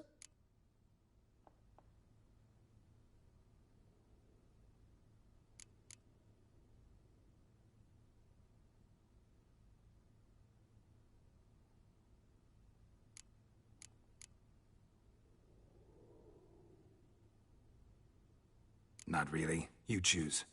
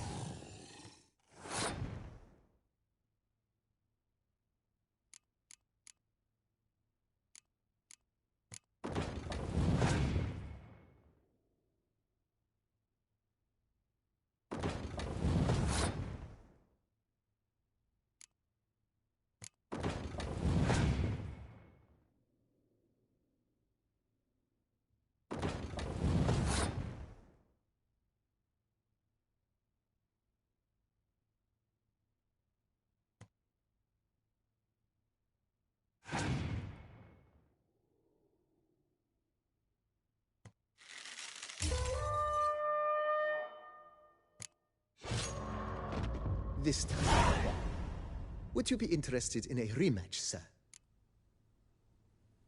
May the best man win. Do you wish to play against any particular...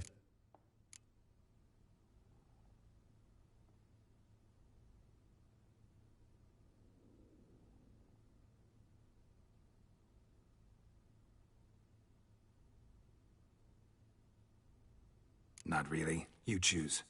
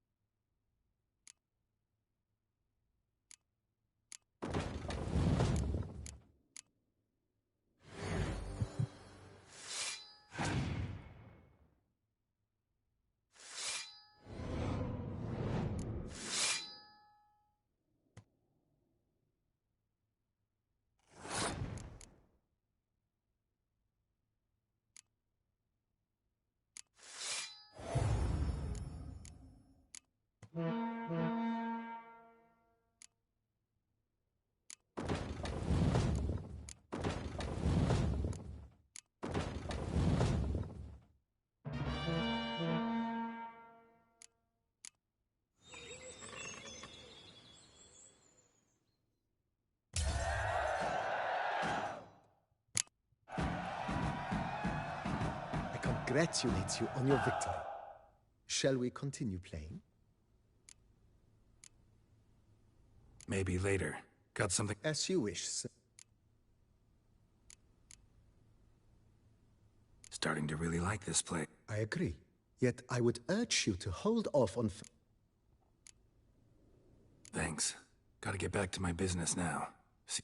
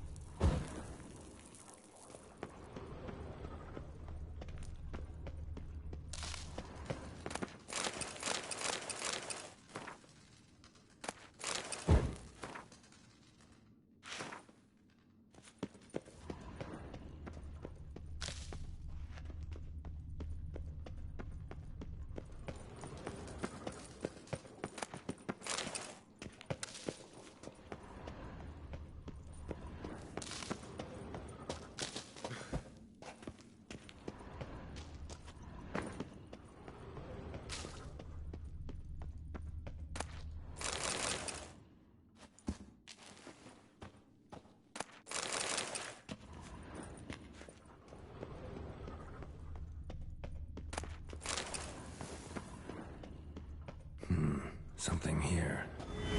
Where's that artifact Kira gave me? Interesting.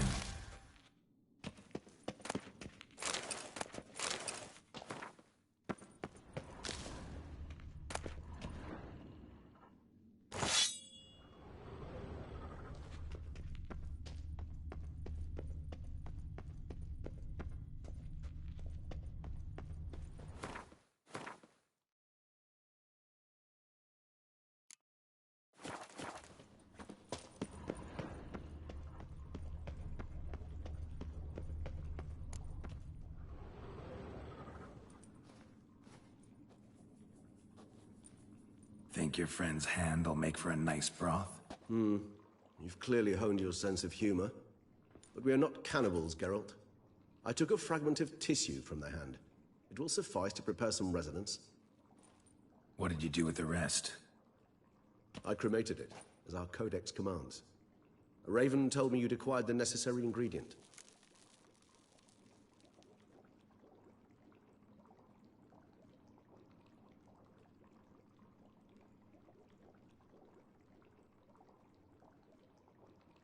Send your spies after me? My watchers. Were something to go wrong, I could then arrive quickly to help. Managed fine alone, but thanks for the thought. Gonna need much longer to finish brewing resonance? Mentioned a last ingredient, too. What about that? That, I fear, might prove troublesome. You see, to use the concoction to summon the memories of one, the solution must contain the blood of another specimen of the same species. Shouldn't be a problem. I happen to know a higher vampire who should be willing to help. Right, Regis? It's not that simple, I'm afraid. While you were away, I tried my damnedest to identify a replacement, but alas, none such exists. Not sure I understand what the problem is. Can't we just draw some of your blood? The blood must be in an agitated state. As I'm certain you know, higher vampires can change their corporeal shell. As our flesh changes, so does our blood's chemical composition. To make a long story short, I shall need to induce in myself a state of strong psychokinetic arousal. In brief, madness, rabidity. And that stands to be very, very dangerous. Dangerous? Why? I mean, you'll still be you, right? True. But I should be highly agitated, in a state of fury. You know better than I that fury cannot be controlled. If you've ever seen an enraged vampire, you know very well that all who find themselves nearby will be in grave danger. How will we handle that?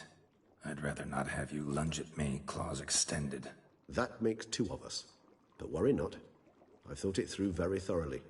Details to follow soon. All right, so what do you want to do? We shall visit Tesham-Mudna, an ancient vampire estate. There we will find cages suspended in the air. I will enter one, be confined. You will lure beasts there. Beasts you will then kill. The bloodletting should prove profuse. Abundant enough so that the blood scent will drive me mad. Wild. Tesham-Mudna. What's it like? It is a place of torment. A torture chamber. Long ago, shortly after we'd arrived in this world, one among us named Kagmar developed such a taste and lust for human blood that in one night he could imbibe an entire village. This brought trouble on the entire species. Common folk wearied quickly of living in constant fear. They began to hunt us, seek the aid of mages and witches in tracking us down. So what? Not like they could ever hope to kill you. But they were bothersome. Forgive the comparison, but when did you last enjoy mosquitoes buzzing around your head? In any case, the other vampires decided something had to be done. Kagmar had to be caught and punished. A torture chamber was thus outfitted in the dungeons of Tesham-Mudna. Inside it, a cage made entirely of a special alloy of silver, dalvinite, and meteorite steel. Kagmar was captured and locked in the cage.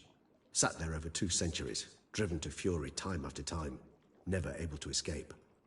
Thus I know the cage will withstand the fury to which we shall drive my humble being. See no reason to dawdle. Tesham-Mudna. Take me there. In a moment. Just one last thing.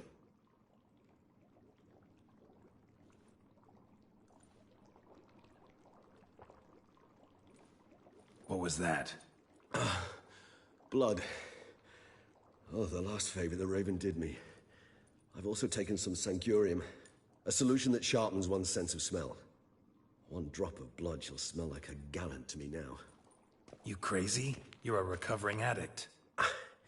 Your outrage warms my heart, Geralt. But you must remain calm. I had no choice.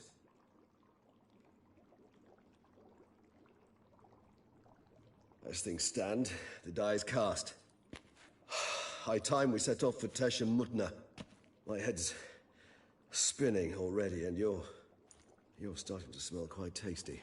And you're starting to scare me.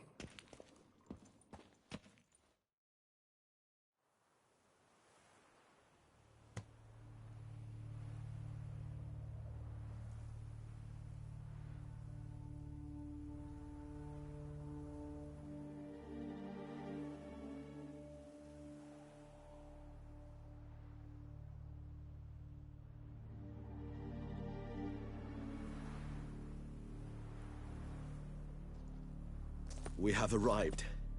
The sacrificial chamber of torture and torment lies underground.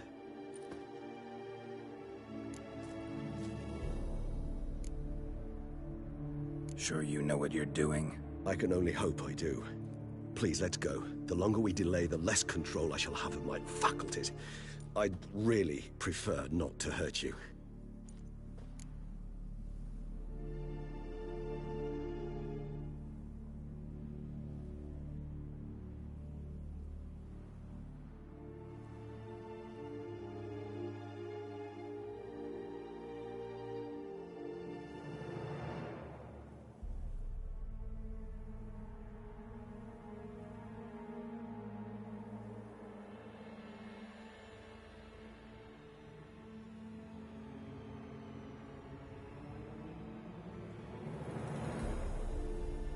You lead.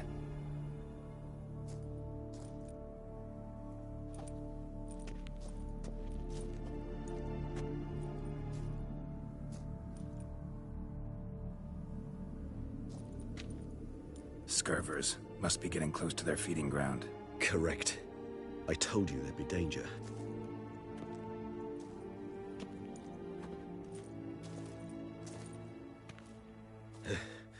Beyond this wall lies an ancient vampire dungeon. Seen a lot of things in my time. Nothing quite like this, though. I feel honored. A man with such a wealth of experience, yet I'm about to show him something new. Now, to open it.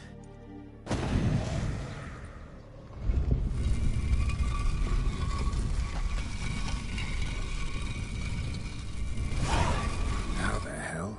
It's an ancient form of protection against unwanted guests.